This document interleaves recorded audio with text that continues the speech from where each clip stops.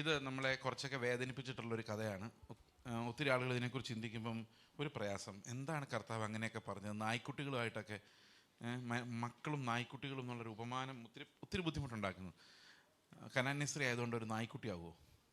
അല്ലേ, അതൊരു ശരിയായ കാര്യമാണോ? അല്ലേ, ഇന്നത്തെ കാലത്ത് റേഷ്യൽ ഇക്വാലിറ്റി, ജെൻഡർ ഇക്വാലിറ്റിയുടെ ഒക്കെ കാലത്ത് നമ്മൾ ഇസ്രായേൽ മക്കളാണെങ്കിൽ മക്കളും കനാന്യസ്ത്രീ ആണെങ്കിൽ നായ്ക്കുട്ടിയും എന്നൊക്കെ പറഞ്ഞു കഴിഞ്ഞാൽ നമുക്കത് ഇത്തിരി ഫീലിംഗ് ഉണ്ടാക്കുന്ന കാര്യമാണ്.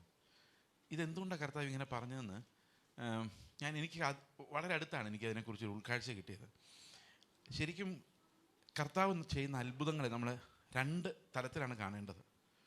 ഒന്ന് അത്ഭുതമായും മറ്റൊന്ന് അടയാളമായിട്ട്. അത്ഭുതമായിട്ട് കാണുക എന്ന് പറഞ്ഞു കഴിഞ്ഞാൽ പ്രതീക്ഷിക്കാത്ത സമയത്ത് ചിലത് സംഭവിക്കും. ഞാൻ അത്ഭുതം എന്ന് പറയുന്നത് ഞാൻ ഞെട്ടിപ്പോവുക, അതുപോലെ എന്തെങ്കിലും ഒരു അത്ഭുതം സംഭവിക്കാം. അടയാളം എന്ന് പറയുമ്പോൾ അതൊരു സൈൻ എന്ന എന്തിൻ്റെയോ ഒരു സൂചന. അതായത് ഇപ്പോൾ യേശു കർത്താവ് ചെയ്ത എല്ലാ അടയാളങ്ങളെന്ന് പറയുന്നത്, കാരണം അത് മെശിഹായാണ് ഞാനെന്ന് തെളിയിക്കാൻ വേണ്ടിയുള്ള അടയാളങ്ങളാണ് കർത്താവ് ചെയ്തതെല്ലാം. പക്ഷെ ചിലർക്ക് അത് അത്ഭുതമായിരുന്നു, എന്നാൽ വേറെ ചിലർക്ക് അത് അടയാളമായിരുന്നു. ഈ അത്ഭുതമായിരിക്കുന്നവർ ആരാണ്? അത്ഭുതമായിരിക്കുന്നവർ, അവർക്ക് വേണ്ടത് രോഗസൗഖ്യമാണ്, അവർക്ക് വേണ്ടത് അപ്പം വർദ്ധിച്ചു കിട്ടുക എന്നുള്ളതാണ്, അവർക്ക് വേണ്ടത് അവരുടെ കാര്യങ്ങൾ നടക്കുക എന്നുള്ളതാണ്. അവരെ സംബന്ധിച്ച് മെശിഹായാണെന്നുള്ള അടയാളത്തിലേക്ക് അവർ നോക്കുന്നതേ ഇല്ല, അവർക്ക് അവരുടെ കാര്യം നടന്നാൽ മതി. എന്നാൽ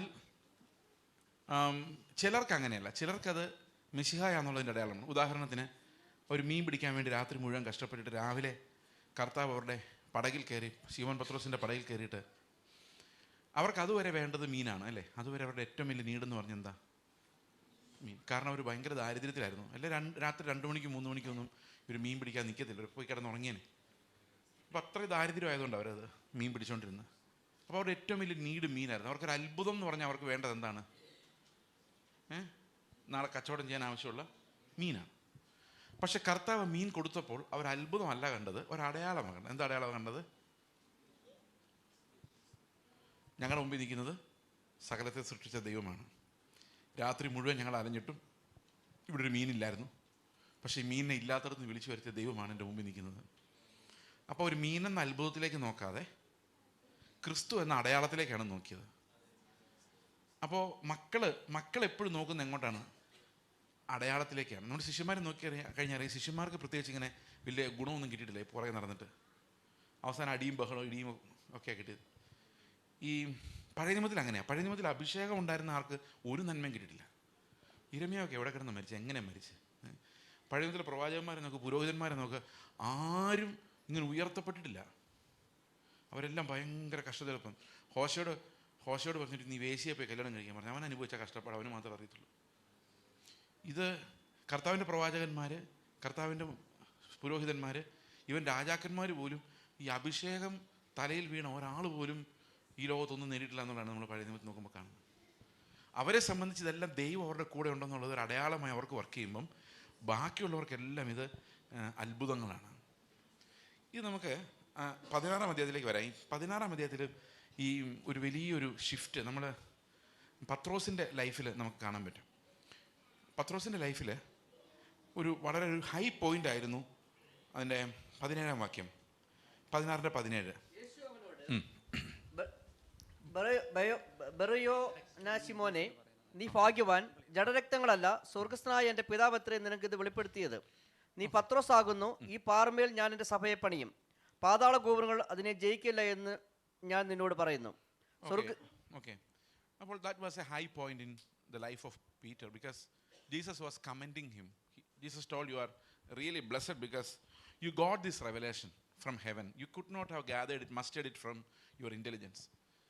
അത് ദൈവം അവന് കൊടുത്ത റെവലേഷൻ. അപ്പോൾ വെളിപ്പാടുള്ള ഒരാളായിട്ടാണ് അവിടെ പത്രോസ് വെളിപ്പെടുന്നത്. ഇതിനു മുമ്പ് പലരും അങ്ങനെ പറഞ്ഞിട്ടുണ്ട്, ദൈവപുത്രനായ മെശിഹ എന്നൊക്കെ പലരും കൺഫ്യൂസ് ചെയ്തിട്ടുണ്ട്. നഥനയേൽ പറഞ്ഞിട്ടുണ്ട്, നീ ദൈവപുത്രനായ ക്രിസ്തു എന്ന് ഞാൻ വിശ്വസിക്കുന്നു.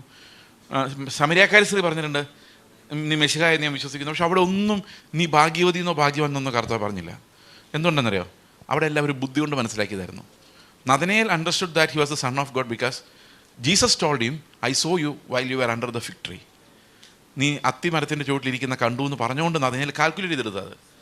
അതുപോലെ ശമരിയാക്കാരി സ്ത്രീ എങ്ങനെയാണ് മനസ്സിലാക്കിയത്? ശമരിയാക്കാരി സ്ത്രീ മനസ്സിലാക്കിയത്, നീ 5 ഭർത്താക്കന്മാർ നിനക്കുണ്ടായിരുന്നു, ഇപ്പം നിൻ്റെ കൂടെ ഉള്ള ആൾ നിൻ്റെ ഭർത്താവല്ലെന്ന് പറഞ്ഞപ്പം ഈ സീക്രട്സ് മുഴുവൻ പറയുന്ന ഒരാൾ എന്നുള്ള രീതിയിൽ she also came to a conclusion that Jesus was Messiah. It was all intellectual, ബുദ്ധി കൊണ്ട് കണ്ടെത്തി. പക്ഷേ പത്രോസ് അങ്ങനെ അല്ലല്ലോ. പത്രോസ് ഒന്നും അറിയാതിരിക്കുമ്പം ഒരു വെളിപ്പാട് പോലെയാണ് വരുന്നത്. അപ്പം വെളിപ്പാട് ആത്മാവിൽ വരുന്നതാണ്. അപ്പം കർത്താവ് അവനോട് പറയുന്നത് നീ ഭാഗ്യവാനാണ്. It's a high point in Peter's life. ഒരു വലിയ ഭാഗ്യമാണ്. പക്ഷേ അതിൻ്റെ 23-ാം വാക്യം വായിക്കുമ്പോഴേക്കും ആ ഭാഗ്യം നേരെ മറിഞ്ഞു. എങ്ങനെ മറിഞ്ഞു നോക്കി? അവനോ തിരിഞ്ഞ് പത്രോസിനോട്, സാത്താനെ എന്നെ വിട്ടുപോ, സാത്താനെ എന്നെ വിട്ടുപോ. ഒറ്റ ഒരു കാര്യം ആലോചിക്കുക, 7 വാക്യങ്ങളുടെ ഉള്ളിൽ പത്രോസിൻ്റെ അവസ്ഥ എന്തായി മാറി? ബറയോന ശീമോനെ എന്ന് വിളിച്ച് അനുഗ്രഹിക്കപ്പെട്ടവനെന്ന് വിളിച്ച പത്രോസ് 7 വാക്യം കഴിഞ്ഞപ്പം അവനെ കർത്താവ് എങ്ങനെ വിളിച്ചത്? സാത്താനെ എന്നെ വിട്ടുപോ, നീ എനിക്കൊരു ഇടർച്ചയാണ്, നീ എനിക്കൊരു സ്റ്റംബ്ലിംഗ് ബ്ലോക്കാണ്, എന്നെ വീഴിക്കാനാണ് നീ നോക്കുന്നത്. സ്റ്റംബ്ലിംഗ് ബ്ലോക്ക് എന്തിനു വേണ്ടിയുള്ളതാ? ഇടർച്ച എന്തിനുണ്ട്? സാത്താനെ നീ എനിക്ക് ഇടർച്ച ഉണ്ടാക്കുന്നു, നീ എന്നെ വിട്ടു പോ. കാരണം എന്താ? എങ്ങനെയായത്? അവൻ എങ്ങനെയാണ് സാത്താനായത്? ഈ പത്രോസിന് സാത്താനായി മാറാൻ എത്ര നേരം എടുത്തു? എങ്ങനെയാണ് അവൻ സാത്താനായി മാറിയത്? നീ എനിക്ക് ഇടർച്ചയാകുന്നു. എന്തുകൊണ്ടാ? നീ ദൈവത്തിൻ്റെതല്ല, മനുഷ്യരുടേതത്രേ കരുതുന്നത്. അപ്പം ഈ ദൈവത്തിൻ്റെ കരുതൽ വിട്ടിട്ട് മനുഷ്യരിലേക്ക് കരുതുമ്പം എന്താ സംഭവിക്കുന്നത്? സാത്താനായി മാറും അല്ലേ? ആണോ? എങ്ങനെ പത്രോസ് സാത്താനായി മാറിയത്? ദൈവത്തിനുള്ളതല്ല കരുതുന്നത്, പിന്നെയോ മനുഷ്യനുള്ളത്. അപ്പോൾ മനുഷ്യർക്കുള്ളത് കരുതുന്ന ഈ പ്രസംഗങ്ങളും പരിപാടികളും എല്ലാം എന്തോ ആയിരിക്കും? നമ്മൾ എല്ലാ മനുഷ്യർക്ക് വേണ്ടിയല്ലേ? നല്ല ജോലി കിട്ടുക, നല്ല വീട് കിട്ടുക, നല്ല പണം കിട്ടുക, നല്ല സെറ്റിൽമെൻറ്റ്, നല്ല ഭാര്യയെ കിട്ടുക, ഇതെല്ലാം മനുഷ്യരുടെ കാര്യമല്ലേ? അല്ലേ? യേശു കർത്താവ് ക്രൂശിലേക്ക് പോയി മനുഷ്യൻ എന്താ പറയുന്നത്? അയ്യോ മരിക്കരുത്, മരിക്കരുത്, അത് സംഭവിക്കരുത്. കാരണം എന്താ? പേടിയാ. നിങ്ങൾക്ക് മരണത്തെ പേടിയുണ്ടോ? മരണത്തെ പേടിയുള്ളവരൊക്കെ ഒന്ന് കൈ സ്തോത്രം പറഞ്ഞു. മരണത്തെ പേടിയുള്ളവർ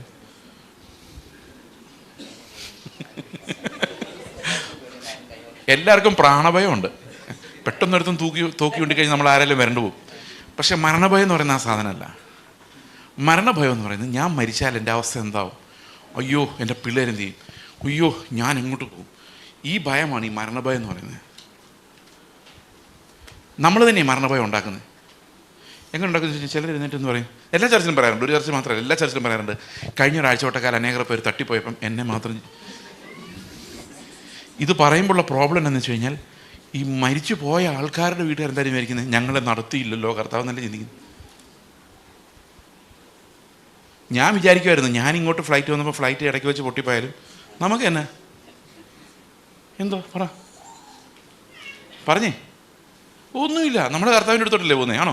ആർക്കറിയാം. അതാണ് ഈ പ്രശ്നം. പ്രശ്നം മുഴുവൻ അവിടെയാണ് കിടക്കുന്നത്. ഇത് എങ്ങോട്ടാണ് പോകുന്നതെന്ന് അറിയാൻ മേല. കർത്താവിൻ്റെ അടുത്താണ് പോകുന്നതെന്ന് ഉറപ്പുണ്ടെങ്കിൽ നമ്മൾ പാട്ടും പാടി സുഖമായിട്ട് പോകില്ലേ? ഇല്ല. ഈ മരണത്തെ വല്ലാതെ ഭയമുണ്ടാക്കുന്ന ഒരു സാധനമാക്കി നമ്മൾ മാറ്റി വെച്ചിരിക്കുക. ശരിക്കും നമ്മൾ അങ്ങനെ ചെയ്യരുതായിരുന്നു.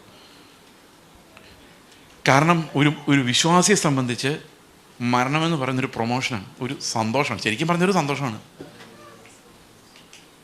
ഞങ്ങളുടെ രണ്ടാമത്തെ കുഞ്ഞ് മരിക്കുമ്പോൾ 1.25 വയസ്സ് പ്രായമായിരുന്നു.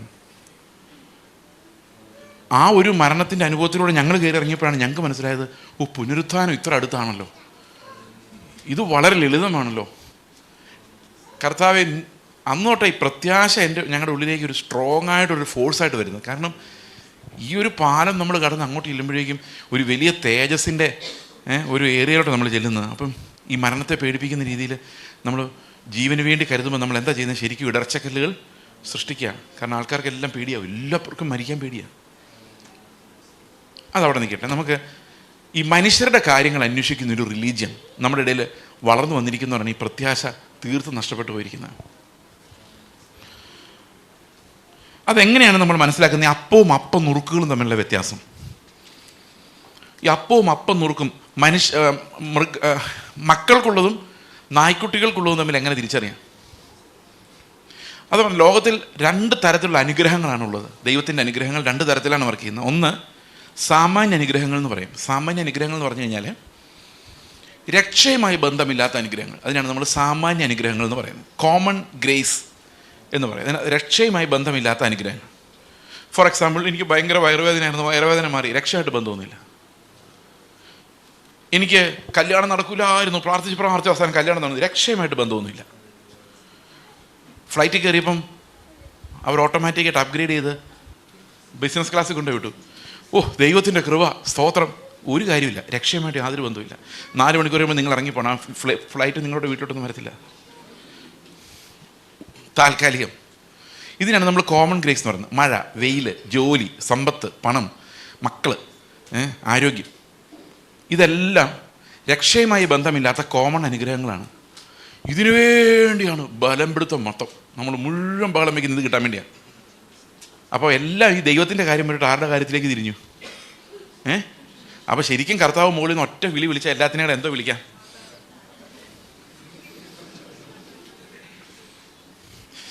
ഇനി അത് പോട്ടെ, നമുക്ക് വിവരമില്ലാഞ്ഞിട്ടാന്ന് പറയാം. പ്രവാചകന്മാർ അവരാണെങ്കിൽ വെളിപ്പാടുള്ളവരല്ലേ, അവരെങ്കിലും എന്നാ പറഞ്ഞു തരണ്ടേ ഉയരത്തിലുള്ളത്. എന്നാൽ അവരിതിനേക്കാൾ ഭയങ്കര മനുഷ്യരുടെ കാര്യം അന്വേഷിക്കുന്നത്. അവർ സ്റ്റേജിൽ നിന്ന് ചിലപ്പോൾ യേശു ക്രിസ്തു മാത്രമേ ഉള്ളൂ എന്നൊക്കെ വൈബ്രേഷൻ പറഞ്ഞാലും ഈ ഫ്രണ്ടിലോട്ട് ഇറങ്ങി അന്യഭാഷ പറഞ്ഞ് നിങ്ങളുടെ ഇടയിലൂടെ സഞ്ചരിക്കുമ്പോൾ പിന്നെ മുഴുവൻ ലോകമാണ്, മുഴുവൻ മനുഷ്യരുടെ കാര്യമാണ്. എനിക്കൊന്ന് സാത്താന്മാരെല്ലാം കൂടെ കൂടും കെട്ടി ഇറങ്ങിയ ഇത് മൊത്തം മനുഷ്യരുടെ കാര്യം. അതുകൊണ്ട് എന്താ സംഭവിച്ചു കഴിഞ്ഞാൽ പെന്തക്കോസ്റ്റൽ ചർച്ച് ലോകമെമ്പാടും ക്രിസ്തുവിനെ കുറിച്ച് ഒരു അക്ഷരം പറയാത്ത സഭയായിട്ട് മാറി എന്നുള്ളതാണ്. കത്തോലിക്കരുടെ കുർബാനയ്ക്ക് പോയി കഴിഞ്ഞാൽ 3/4 മണിക്കൂറുള്ളൂ. മഹാമണ്ഡലത്തിൽ അവർ കാണിക്കുന്ന മൊത്തം അവരൊരു അപ്പം എടുത്തിട്ട് ഇത് യേശുവാന്നും പറഞ്ഞ് അത് മുറിച്ച്, അപ്പോൾ ആൾക്കാർ ചോദിക്കും ഈ മനുഷ്യൻ എങ്ങനെ യേശുവിൻ്റെ ശരീരം മുറിക്കുന്നതെന്ന് ചോദിച്ചു കഴിഞ്ഞാൽ അവർ പറയും അച്ഛൻ കാപ്പ ഇടുന്നതോടുകൂടി അച്ഛനെ ക്രിസ്തുവായിട്ട് കണക്ക് കൂട്ടിക്കണം. അതുകൊണ്ടാണ് അവരെല്ലാവരുടെ വണങ്ങി അച്ഛൻ വരുമ്പോഴേക്കും വണങ്ങുന്നത്. കാരണം ഈ കാപ്പ ഇട്ട് അച്ഛൻ ക്രിസ്തുവാണ്, അങ്ങനെ സങ്കല്പിക്കണം. അപ്പോൾ അന്നേരം യേശുവിൻ്റെ ശരീരമായിട്ട് മാറും. പറയുന്ന മുഴുവൻ ക്രിസ്തുവിനെ കുറിച്ച്, എല്ലാം മണ്ടത്തിലാണെങ്കിലും പറയുന്ന മുഴുവൻ ക്രിസ്തുവിനെ കുറിച്ചാണ്. CSIക്കാരുടെ പ്രാർത്ഥനാ പുസ്തകം ഞാൻ എടുത്തിടെ, ഞാൻ ഈ രാവിലെ ചർച്ചയിൽ അത് പറഞ്ഞു. ഞാൻ യാദൃശ്യ കണ്ടത്, ഞാൻ പണ്ട് CSI പള്ളിയിലൊക്കെ പോകുമായിരുന്നു. അതെടുത്ത് നോക്കിയത് 1663 ഇംഗ്ലണ്ടിൽ നവീകരണം നടക്കുന്ന സമയത്ത് അവിടെ അവർ പ്രിപ്പയർ ചെയ്തൊരു സാധനമുണ്ട്, ബുക്ക് ഓഫ് കോമൺ പ്രയർ എന്ന് പറയുന്നത്. ഓരോ പേജ് ഞാനിങ്ങനെ മറിച്ച് നോക്കി. ഒരു പേജിൽ മുഴുവൻ അറുക്കപ്പെട്ട കുഞ്ഞാടിന് മഹത്വം, ഒരു പേജ് മൊത്തം ബൈബിളിലെ വാക്യങ്ങൾ വെച്ച് വെളിപ്പാടിൽ ആരാധനയാണ്. കർത്താവിൻ്റെ അത്താഴത്തിന് വേണ്ടിയുള്ള ഒരുക്കം. അവിടെ പറയുന്ന മുഴുവൻ യേശുക്രിസ്തു ഏകയാഗത്താൽ നമുക്ക് എന്നേക്കുമായി തന്ന രക്ഷയെക്കുറിച്ചാണ്. എന്നിവിടെ പറയുന്നത് ഒരിക്കലായി പിതാവുമായുള്ള പ്രതിശാന്തിയെ തികയ്ക്കുകയും നമ്മുടെ പാപങ്ങളെ പരിഹരിക്കുകയും എന്നേക്കുമായുള്ളൊരു യാഗം പൂർത്തിയാക്കുകയും ചെയ്ത ശേഷം കർത്താവ് പറയാണ് ആ ഓർമ്മയെ തൻ്റെ വിശുദ്ധ സുവിശേഷത്തിലൂടെ നമ്മെ കൽപ്പിച്ച് നിയമിക്കുകയും ആ ഓർമ്മയെ കൽപ്പിച്ച് നിയമിക്കുകയും ചെയ്തത് കൊണ്ട് എന്ന് പറഞ്ഞാണ് അപ്പോൾ എടുക്കുന്നത്. ഇത് കൃത്യമായി യേശുക്രിസ്തുവിനെ കുറിച്ചല്ലാതെ അവരൊന്നും പറയുന്നില്ല. സ്നാനമില്ല, അച്ഛന്മാർ കുപ്പായിട്ട് നടക്കുന്ന കാണുമ്പോൾ നമുക്കൊരു വിഷമമുണ്ട്, അവിടെ നിന്ന് ചാടി ഇങ്ങ് പോകുന്നു.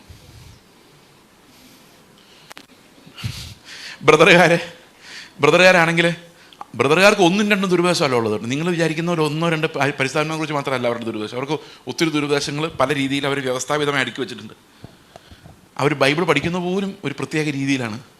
പരിശുദ്ധാത്മാവിനെ കുറിച്ച് പഠിക്കുന്ന പരിശുദ്ധാത്മാവിനെ കുറിച്ച് 5 പോയിന്റ് അങ്ങനെ പഠിക്കുന്നവർ.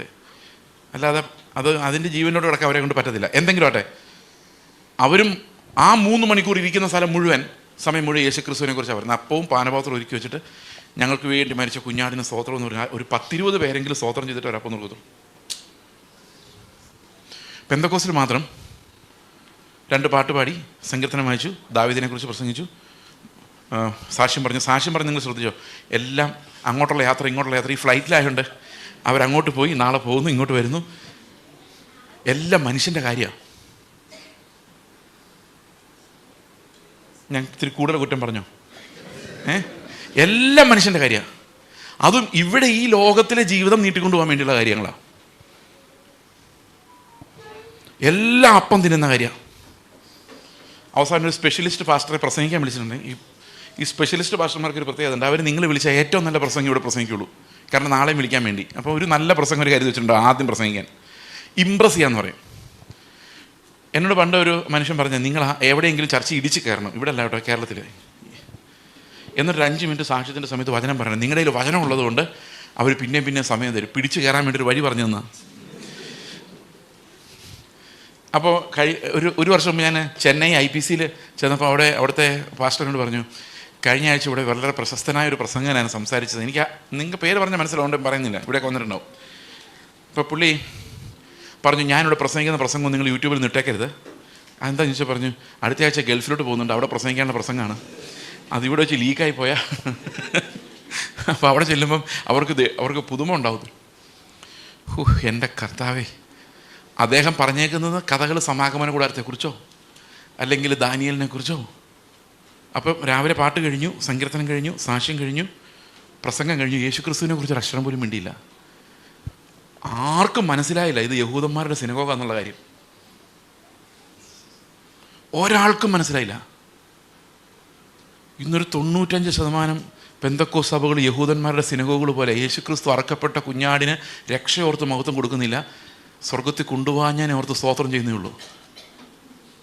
കഴിഞ്ഞ ആഴ്ച അനേക ആൾക്കാരെ സ്വർഗത്തിൽ കൊണ്ടുപോയപ്പം ഞങ്ങളെ കൊണ്ടുപോകാതിരുന്നേന്.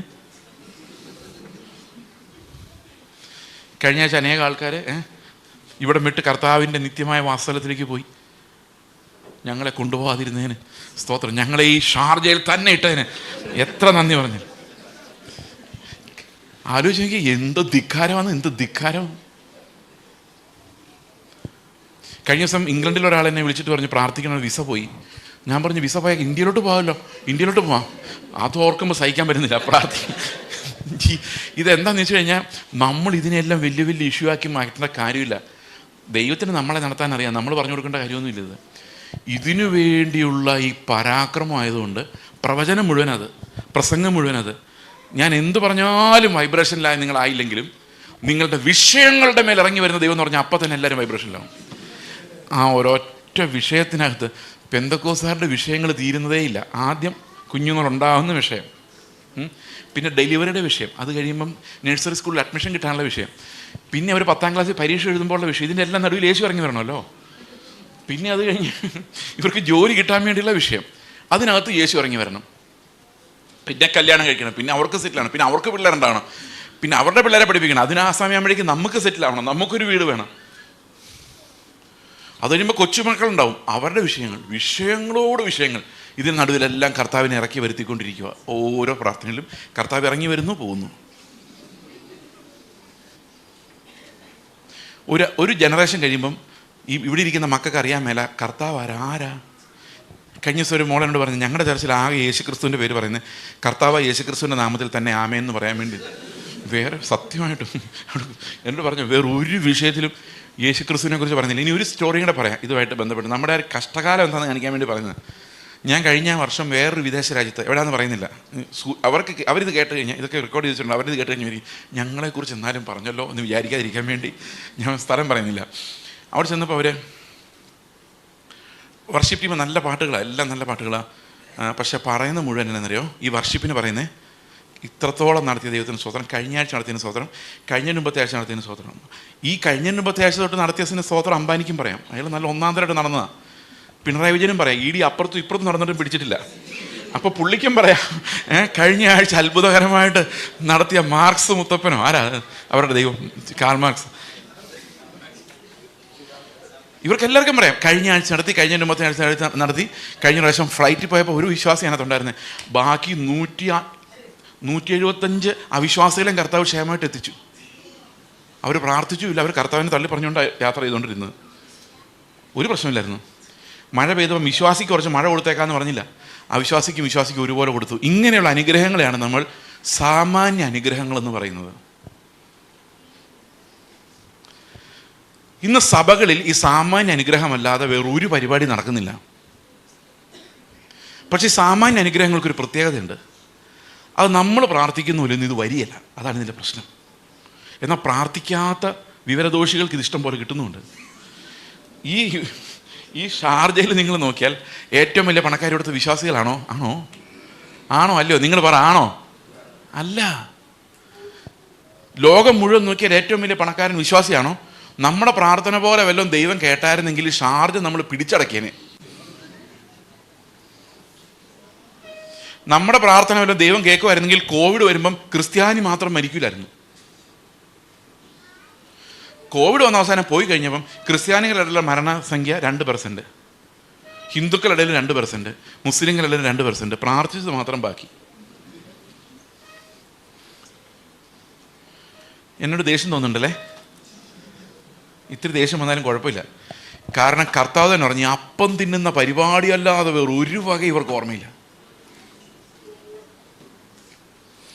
ഈ യേശു കർത്താവ് വന്ന് പത്രോസിൻ്റെ പടകിൽ കയറി ആഴത്തിലേക്ക് നീക്കി വല വീശാൻ പറഞ്ഞപ്പം ഈ ആഴത്തിലേക്ക് നീക്കി വല വീശി ഇഷ്ടംപോലെ മീൻ കിട്ടിയില്ലേ? ഇല്ല, കിട്ടിയില്ലേ?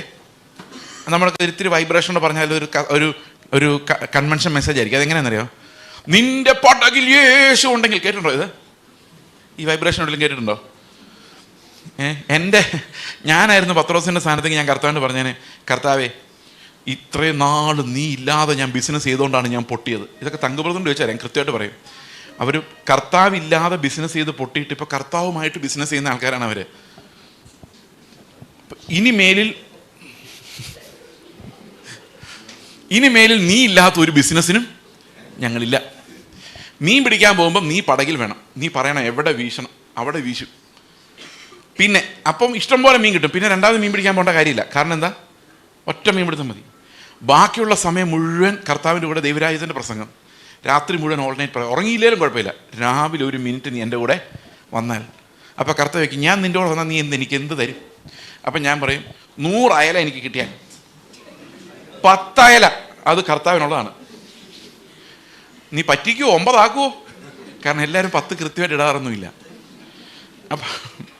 അപ്പോൾ ഞാൻ പറയും, ഒരിക്കലും ഇല്ല, 10 പിടയ്ക്കുന്ന അയല കൃത്യമായിട്ടും കർത്താവിന് തന്നിരിക്കും. അപ്പോൾ കർത്താവ് പറയും, നീ 10 കൃത്യമായിട്ട് തരുമെങ്കിൽ ഞാൻ പിന്നെയും വന്ന് നിനക്ക് മീൻ പിടിക്കാൻ സഹായിക്കാം. ഈ കർത്താവ് ആരായിരിക്കും? ഇതാരായിരിക്കും ഈ 10 മീനിന് വേണ്ടി നിങ്ങൾ അനുഗ്രഹിക്കുന്നത്? ഇത് ദൈവത്തെ എത്ര ചെറുതാക്കി നമ്മൾ അവതരിപ്പിക്കുന്നു നോക്കി. ഒരു മനുഷ്യനെ പാർട്ട്ണറാക്കിയാൽ 50% കൊടുക്കേണ്ടി വരും. എന്നാൽ വലിയ ഗുണമില്ല താനും. ഈ 10% മാത്രം കൊടുത്ത് കൃത്യമായി മീൻ പിടിക്കേണ്ടത് എവിടെയാണെന്ന് കാണിച്ചു തരുന്ന ഒരു പാർട്ട്ണർ ഉണ്ടെങ്കിൽ നമ്മുടെ ബിസിനസ് തകർന്നില്ലേ? തകർത്ത് വാരിയില്ലേ? പൊളിച്ചടുക്കിയില്ലേ? ഇല്ലേ? അങ്ങനെയൊക്കെയല്ലേ പുതിയ ഭാഷകൾ.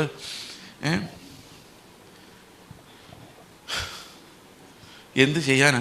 ഇത് തന്നെ പരിപാടി. അപ്പോൾ ഇതിനകത്തൊരു കുഴപ്പം എന്താണെന്ന് വെച്ച് കഴിഞ്ഞാൽ, ഈ ചെറുപ്പകാലത്ത് പിള്ളേരോട് അപ്പനമ്മയും പറയും, മോനെ യേശുപ്പച്ചനെ പ്രാർത്ഥിക്കുക, നിനക്ക് ബാഗ് വേണോ, ചെരുപ്പ് വേണോ? യേശുപ്പച്ചനെ പ്രാർത്ഥിച്ചാൽ യേശുപ്പച്ചൻ ചെരുപ്പ് തരും. കേട്ടിട്ടുണ്ടോ ഇത്? ഈ പിള്ളേർ രാത്രി മുഴുവൻ പ്രാർത്ഥിക്കും. അപ്പനമ്മമാർ എവിടെ നിന്നെങ്കിലും ചെരുപ്പ് മേടിച്ചുകൊണ്ട് ഫ്രണ്ടിൽ കൊണ്ട് വയ്ക്കും. എന്നിട്ട് രാവിലെ കൊച്ചെഴുന്നേറ്റ് നോക്കുമ്പോൾ യേശുപ്പച്ച രാത്രിയിൽ ചെരുപ്പമായിട്ട് വന്നു. ആ പാവം അങ്ങനെ വിശ്വസിക്കുന്നത്. എന്നിട്ട് 2-3 പ്രാവശ്യമൊക്കെ അങ്ങനെയൊക്കെ ചെയ്യും അല്ലേ? പിന്നെ കുറച്ച് പ്രായമായി കഴിയുമ്പോൾ ഇവൻ പ്രാർത്ഥിക്കും, കർത്താവ് എനിക്ക് എക്സാമിനേഷന് പാസ് തരണേ. കിട്ടില്ല. പിന്നെ എന്തു പറ്റി? രാത്രി കൃത്യമായിട്ട് ചെരുപ്പ് കൊണ്ടെത്തുന്ന കർത്താവ് ഇപ്പോൾ എന്താ എക്സാമിനേഷന് പാസ്സാക്കി തരാത്തത്? അങ്ങനെ പതുക്കെ നോക്കുമ്പം അവിശ്വാസികളെല്ലാം ഇവനേക്കാൾ മാർക്ക് വാങ്ങിക്കുന്നു. ഇവൻ പ്രാർത്ഥിച്ചിട്ടും ഒന്നും നടക്കുന്നില്ല. പതുക്കെ ഇവൻ്റെ ഉള്ളിൽ ആ വിശ്വാസം ഉള്ളത് അങ്ങ് പോകും. പിന്നെ ഇവനോടൊന്ന് പ്രാർത്ഥിക്കാൻ പറഞ്ഞാൽ ഇവനൊന്ന് പ്രാർത്ഥിക്കും. പാട്ട് പാടാൻ പറഞ്ഞാൽ കീബോർഡിൽ നല്ല തട്ടും. പക്ഷെ അകത്ത് കർത്താവ് നടത്തുന്നുള്ള ഫെയ്ത്ത് തന്നെ കാണുന്നില്ല. കാരണം നടക്കുന്നില്ല. മിക്കവാറും സ്ഥലങ്ങളിലും പ്രാർത്ഥിച്ചിട്ടും വലിയ പ്രയോജനമൊന്നും, പ്രാർത്ഥിച്ചിട്ട് വല്ല പ്രയോജനം ഉണ്ടോ? കുറച്ചൊക്കെ ഉണ്ട്. എന്നാലും പ്രാർത്ഥിക്കുന്ന മിക്കവാറും വിഷയങ്ങളൊക്കെ തള്ളിപ്പോകാറാണ് പതിവ്. നിങ്ങളെ സമ്മതിക്കുകയല്ല, അതാ സത്യം. അതിൻ്റെ കാരണം എന്താണെന്ന് വെച്ച് കഴിഞ്ഞാൽ, ഈ കോമൺ ബ്ലെസ്സിങ്സിൻ്റെ ഒരു പ്രത്യേകതയുണ്ട്. അത് ദൈവം അവന് തോന്നുന്ന പോലെ കൊടുക്കുന്നത്. മനസ്സിലായോ? ചിലരെ വല്ലാതെ അങ്ങ് സമ്പന്നരാക്കും, ചിലരെ കഷ്ടതയുടെ ഇടയിലൂടെ നടത്തും. അതല്ല ദൈവത്തിൻ്റെ ഒരു എക്കണമിയുടെ ഭാഗമായിട്ട് ദൈവം അറേഞ്ച് ചെയ്ത് വെച്ചിരിക്കുന്ന കാര്യമാണ്. പിന്നെ നമ്മളെ സംബന്ധിച്ച്, ഒരു സഭയെ സംബന്ധിച്ച്, സഭ ഒരിക്കലും ഈ സാമാന്യ അനുഗ്രഹങ്ങളുമായി ബന്ധപ്പെട്ട കച്ചവടം നടന്നൊരു സ്ഥലമല്ല. ഇത് പ്രത്യേക അനുഗ്രഹങ്ങളുടെ വിപണന കേന്ദ്രമാണ്. ഓരോ സഭയിലും പ്രസംഗിക്കപ്പെടേണ്ടതും വിതരണം ചെയ്യപ്പെടേണ്ടതും പ്രത്യേക സ്പെഷ്യൽ ഗ്രേസ് ആണ്. ഈ സ്പെഷ്യൽ ഗ്രേസ് എന്ന് പറയുന്നത് കർത്താവ് കാൽവരി ക്രൂശിൽ മരിച്ചത് കൊണ്ട് മാത്രം നമുക്ക് ലഭിച്ച അനുഗ്രഹങ്ങളെയാണ് നമ്മൾ സ്പെഷ്യൽ ഗ്രേസ് എന്ന് പറയുന്നത്. അത് ലോകത്തിൽ എല്ലാവർക്കും ഇല്ല. അംബാനിക്ക് പറയാൻ പറ്റത്തില്ല, അത് ബിൽഗേറ്റ്സിന് പറയാൻ പറ്റത്തില്ല, അത് നമുക്ക് മാത്രമേ പറയാൻ പറ്റുള്ളൂ. അവൻ എനിക്കായി മരിച്ചതിനാൽ ഞാൻ സ്വർഗത്തിൽ നിത്യജീവൻ അവകാശിയായിരിക്കുന്നു.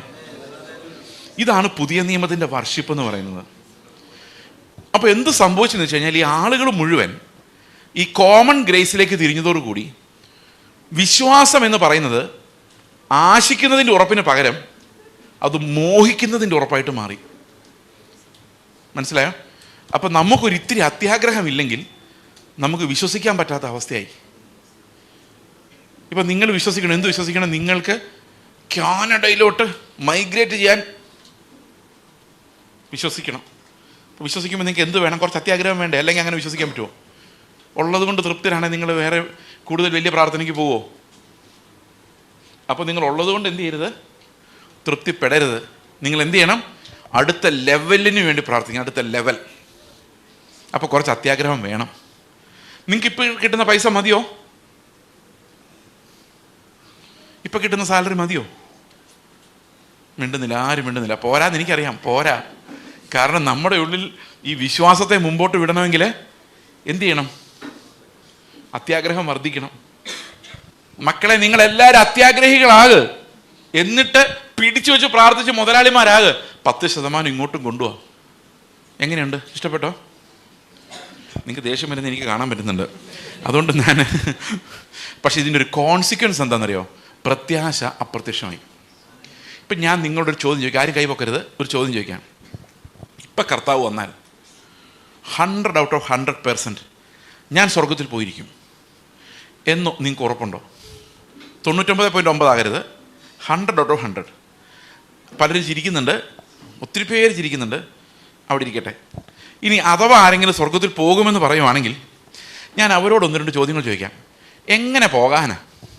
കർത്താവ് പറഞ്ഞിട്ടുള്ള ഒരു കൽപ്പന ഇന്നേ അവരെ അനുസരിച്ചിട്ടില്ല. ഉണ്ടോ? കർത്താവ് എന്തൊക്കെയാണ് പറഞ്ഞത്?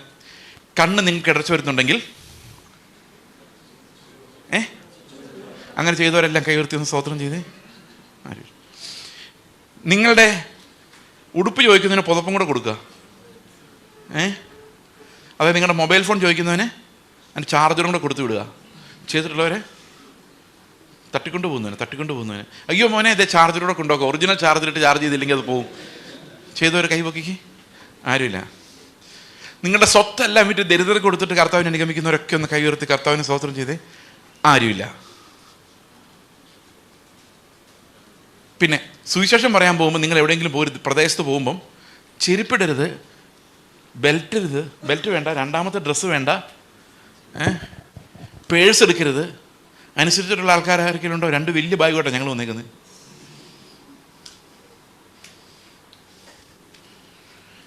ഇങ്ങനെ നമ്മൾ വായിച്ചു നോക്കിയാൽ കർത്താവ് പറഞ്ഞ ഒരൊറ്റ കൽപ്പന പോലും നമ്മൾ അനുസരിച്ചിട്ടില്ല. യേശു കർത്താവ് സുവിശേഷത്തിൽ പറഞ്ഞ സ്നാനപ്പെടുക എന്ന് പറയുന്ന ഒരു കൽപ്പന അല്ലാതെ നിന്റെ ശത്രുവിനെ സ്നേഹിക്കുക. ഓക്കെ, സ്നേഹിക്കുക എന്നൊക്കെ പറയാൻ കൊള്ളാം. പക്ഷേ ആ ശത്രുവിൻ്റെ മോന്ത കാണുമ്പം ഉള്ളിൽ വരുന്ന ഹോർമോണുകൾക്ക് നല്ല പൊട്ടിയിട്ട് കൊടുക്കാനാണ് തോന്നുന്നത്. പിന്നെ കടിച്ച് പിടിച്ച് പ്രൈസ് ദി ലോർഡ് ബ്രദറെ എന്ന് പറഞ്ഞിട്ട് പോകുന്നതിൻ്റെ പാടെന്താണെന്ന് എനിക്കറിയത്തുള്ളൂ. ശരിയല്ലേ? അപ്പോൾ അങ്ങനെ നോക്കിക്കഴിഞ്ഞാൽ കർത്താവിൻ്റെ ഒരു കൽപ്പനയും നമ്മൾ അനുസരിച്ചിട്ടില്ല. സ്വർഗത്തിൽ പോവോ? കർത്താവ് പറഞ്ഞ എന്നെ കർത്താവേ എന്ന് വിളിക്കുന്ന ഒരുത്തനുമല്ല. അതെപ്പോഴാണ് പറഞ്ഞ്? ഈ ഗിരിപ്രഭാഷണം പറഞ്ഞ ശേഷം എൻ്റെ പുറകെ പറഞ്ഞ് എന്നെ കർത്താവേ എന്ന് വിളിക്കുന്ന ഒരുത്തനുമല്ല, എൻ്റെ സ്വർഗസ്ഥനായ പിതാവിൻ്റെ ഇഷ്ടം ചെയ്യാത്ത ഒരുത്തനും സ്വർഗത്തിൽ പോവില്ല. ഞാനിപ്പം നിങ്ങളോട് പറഞ്ഞ പിതാവിൻ്റെ ഇഷ്ടമാണ്. അപ്പോൾ ഈ ഗിരിപ്രഭാഷണം അനുസരിക്കാത്ത ആരും സ്വർഗത്തിൽ പോവില്ല. സ്വർഗത്തിൽ പോകുന്നവരൊക്കെ ഒന്ന് കൈവക്കിക്ക്. എന്ത് ചെയ്യും? അപ്പം നമ്മൾ എന്തിനെങ്ങനെ ഇരിക്കുന്നു ഇവിടെ? നിങ്ങൾ ചിന്തിച്ചിട്ടുണ്ടോ നമ്മൾ ആരെങ്കിലും സ്വർഗത്തിൽ പോകുമെന്ന്? പണ്ടൊക്കെ ചിന്തിക്കുമായിരുന്നു. ഞാൻ 94 രക്ഷിക്കപ്പെടുന്നു. 94 രക്ഷിക്കപ്പെടുന്ന സമയത്ത് അന്ന് കാസറ്റ് ഷോപ്പിൽ പോയി ഒരു കാസറ്റ് വാങ്ങിച്ചു കഴിഞ്ഞാൽ അവിടെ കിട്ടുന്ന പാട്ടുകൾ മുഴുവൻ പ്രത്യാശഗാനങ്ങളാണ്. സ്വർഗനാട്ടിലൻ പ്രിയൻ തീർത്തിടും സ്വന്തം വീട്ടിൽ ചേർന്നിടുവാൻ. ഓർമ്മയുണ്ടോ അത്? രാജാതിരാജൻ മഹിമയോടെ വാനമേഘത്തിൽ എഴുന്നള്ളാറായി, അക്കരയ്ക്ക് യാത്ര ചെയ്യും സിയോൻ സഞ്ചാരി. സിയോൻ യാത്ര ചെയ്തിൽ മനമേ ഭയമൊന്നും വേണ്ടിനിയും, മൽപ്രിയനെ എന്നേശു നായകനെ എപ്പോൾ വരും? എല്ലാം പ്രത്യാശഗാനങ്ങളായിരുന്നു. അതിനുശേഷം ഇങ്ങോട്ട് ഞാൻ രക്ഷിക്കപ്പെട്ട ശേഷം ഇന്നേ വരെ നേരെ ചോയി ഒരു പ്രത്യാശഗാനം ഇറങ്ങിയിട്ടില്ല. ഇപ്പോൾ ഇറങ്ങുന്ന പാട്ടുകൾ എന്ന് വെച്ച് കഴിഞ്ഞാൽ എൻ്റെ വീട്ടിൽ ആഹാരം കുറയില്ല, എത്ര നാൾ ജീവിച്ചിരിക്കും, ആർക്കറിയാം എപ്പം മരിക്കുമെന്ന്. ആഹാരം കുറയാതെ അവിടെ ഇരുന്നിട്ട് ബാക്കി ഫ്രിഡ്ജിൽ ഇരുന്നിട്ട് വല്ല കാര്യമുണ്ടോ? നമ്മൾ തട്ടിപ്പോയിട്ട്. പിന്നെ എൻ്റെ അധ്വാന ഫലം ഞാൻ തന്നെ ഒരുത്തിനും കൊടുക്കൂല. അത് ഈ ഹിന്ദുക്കൾ പറയുന്നത്, അവരെ സംബന്ധിച്ച് ലക്ഷ്മിയാണ് എന്താ ഈ ധനം. അത് വല്ലവനും പറക്കി കൊടുത്തു കഴിഞ്ഞാൽ ലക്ഷ്മി ഇറങ്ങി പോകുന്ന പോലെയാണ്. അതുകൊണ്ട് ഒരു 5 പൈസ ആർക്കും കൊടുക്കുകയല്ലേ. ഹിന്ദുക്കളുടെ ഒരു രീതി എന്നാണ്. അതായത് അവരുടെ കയ്യിൽ നിന്ന് ഒരു 100 രൂപ എടുത്ത് കൊടുത്തു കഴിഞ്ഞാൽ ലക്ഷ്മിയെ ഇറക്കി വിടുന്ന പോലെയാണ്. അവരുടെ വീട്ടിൽ വന്ന് ലക്ഷ്മിയെ പറഞ്ഞു കൊടുത്തില്ല. അതിൽ ഇറങ്ങി പോകാതിരിക്കാൻ വേണ്ടിയാണ് ഗണപതിയെ ഫ്രണ്ട് വയ്ക്കുന്നത്. കാരണം ഗണപതി അകത്ത് കയറ്റിയാൽ പുള്ളി ഭയങ്കര തീറ്റക്കാരനെ, എല്ലാം തിന്നു കളയും. പുള്ളി അങ്ങനെയാണ് നോർത്ത് ഇന്ത്യയിലെല്ലാം വെളിയിൽ വയ്ക്കുള്ളൂ, അവസാനം വെള്ളത്തിൽ മുക്കിക്കളയും ചെയ്യും. അപ്പോൾ ഇങ്ങനെയൊക്കെയാണ് കാര്യങ്ങൾ. ഓക്കെ, അപ്പോൾ ഈ സാമാന്യ അനുഗ്രഹങ്ങളുടെ തലത്തിലേക്ക് നോക്കി കഴിയുമ്പം അതിനുവേണ്ടിയുള്ള പരിശ്രമങ്ങളുണ്ട്. നമ്മൾ മറന്നുപോയൊരു കാര്യം, കർത്താവ് പറയുന്ന ഒരൊറ്റ കാര്യം പോലും നമ്മൾ അനുസരിച്ചിട്ടില്ലെന്നുള്ളതാണ്. അപ്പോൾ പിന്നെ മരണത്തെ പേടിക്കാതിരിക്കുമോ? അടുത്ത മോമെൻറ്റ് കണ്ണട തുറക്കുമ്പോൾ കർത്താവിന് മുമ്പിലോട്ട് ചെല്ലുമ്പോൾ നീ വല്ലതും അനുസരിച്ചോടാ മോനെ എന്ന് ചോദിച്ചു കഴിഞ്ഞാൽ നമ്മൾ എന്നാ പറയും? അപ്പോൾ നമുക്ക് നീതിമാന്മാരാണെന്ന് സ്വയം തോന്നാൻ വേണ്ടി നമ്മൾ എന്ത് ചെയ്തു? കുറച്ച് പുതിയ നിയമങ്ങൾ ഉണ്ടാക്കി. അത് വെച്ച് നീതിമാനായി. വെള്ള വസ്ത്രം, അപ്പോൾ കുറച്ച് നീതി കിട്ടി, ശരിയല്ലേ? ക്ലീൻ ഷേവ് ചെയ്ത് കുമ്പളങ്ങ മുഖം, അപ്പം കുറച്ചും കൂടെ നീതി കിട്ടി. പിന്നെ എന്തുവാ, ആഭരണമെല്ലാം ഊരി, അപ്പോൾ കുറേ നീതി കിട്ടി.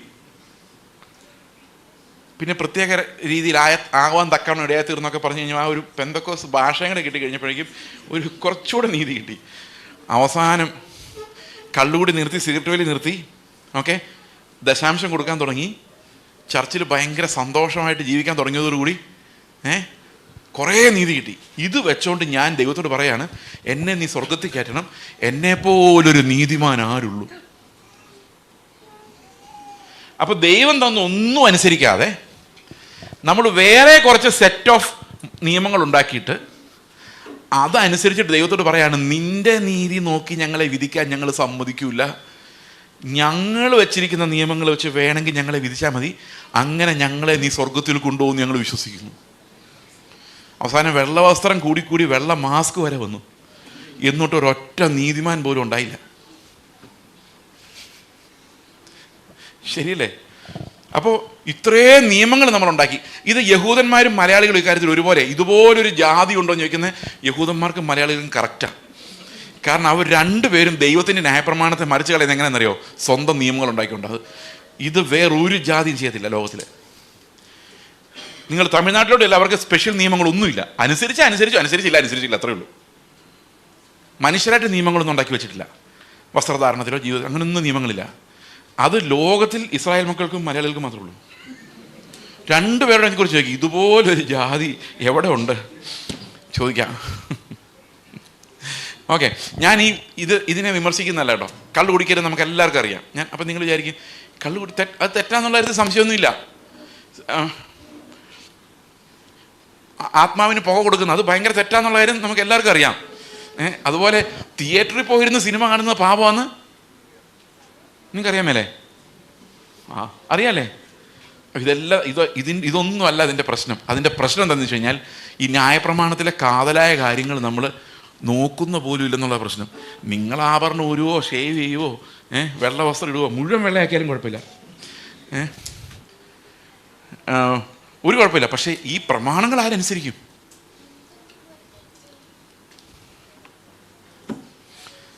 എന്തു പറയുന്നു? അപ്പോൾ ഇവിടെ ഒരു വലിയ പ്രശ്നമുണ്ട്. ഈ പറയുന്ന ഞാനും ഇതൊന്നും അനുസരിച്ചിട്ടില്ല.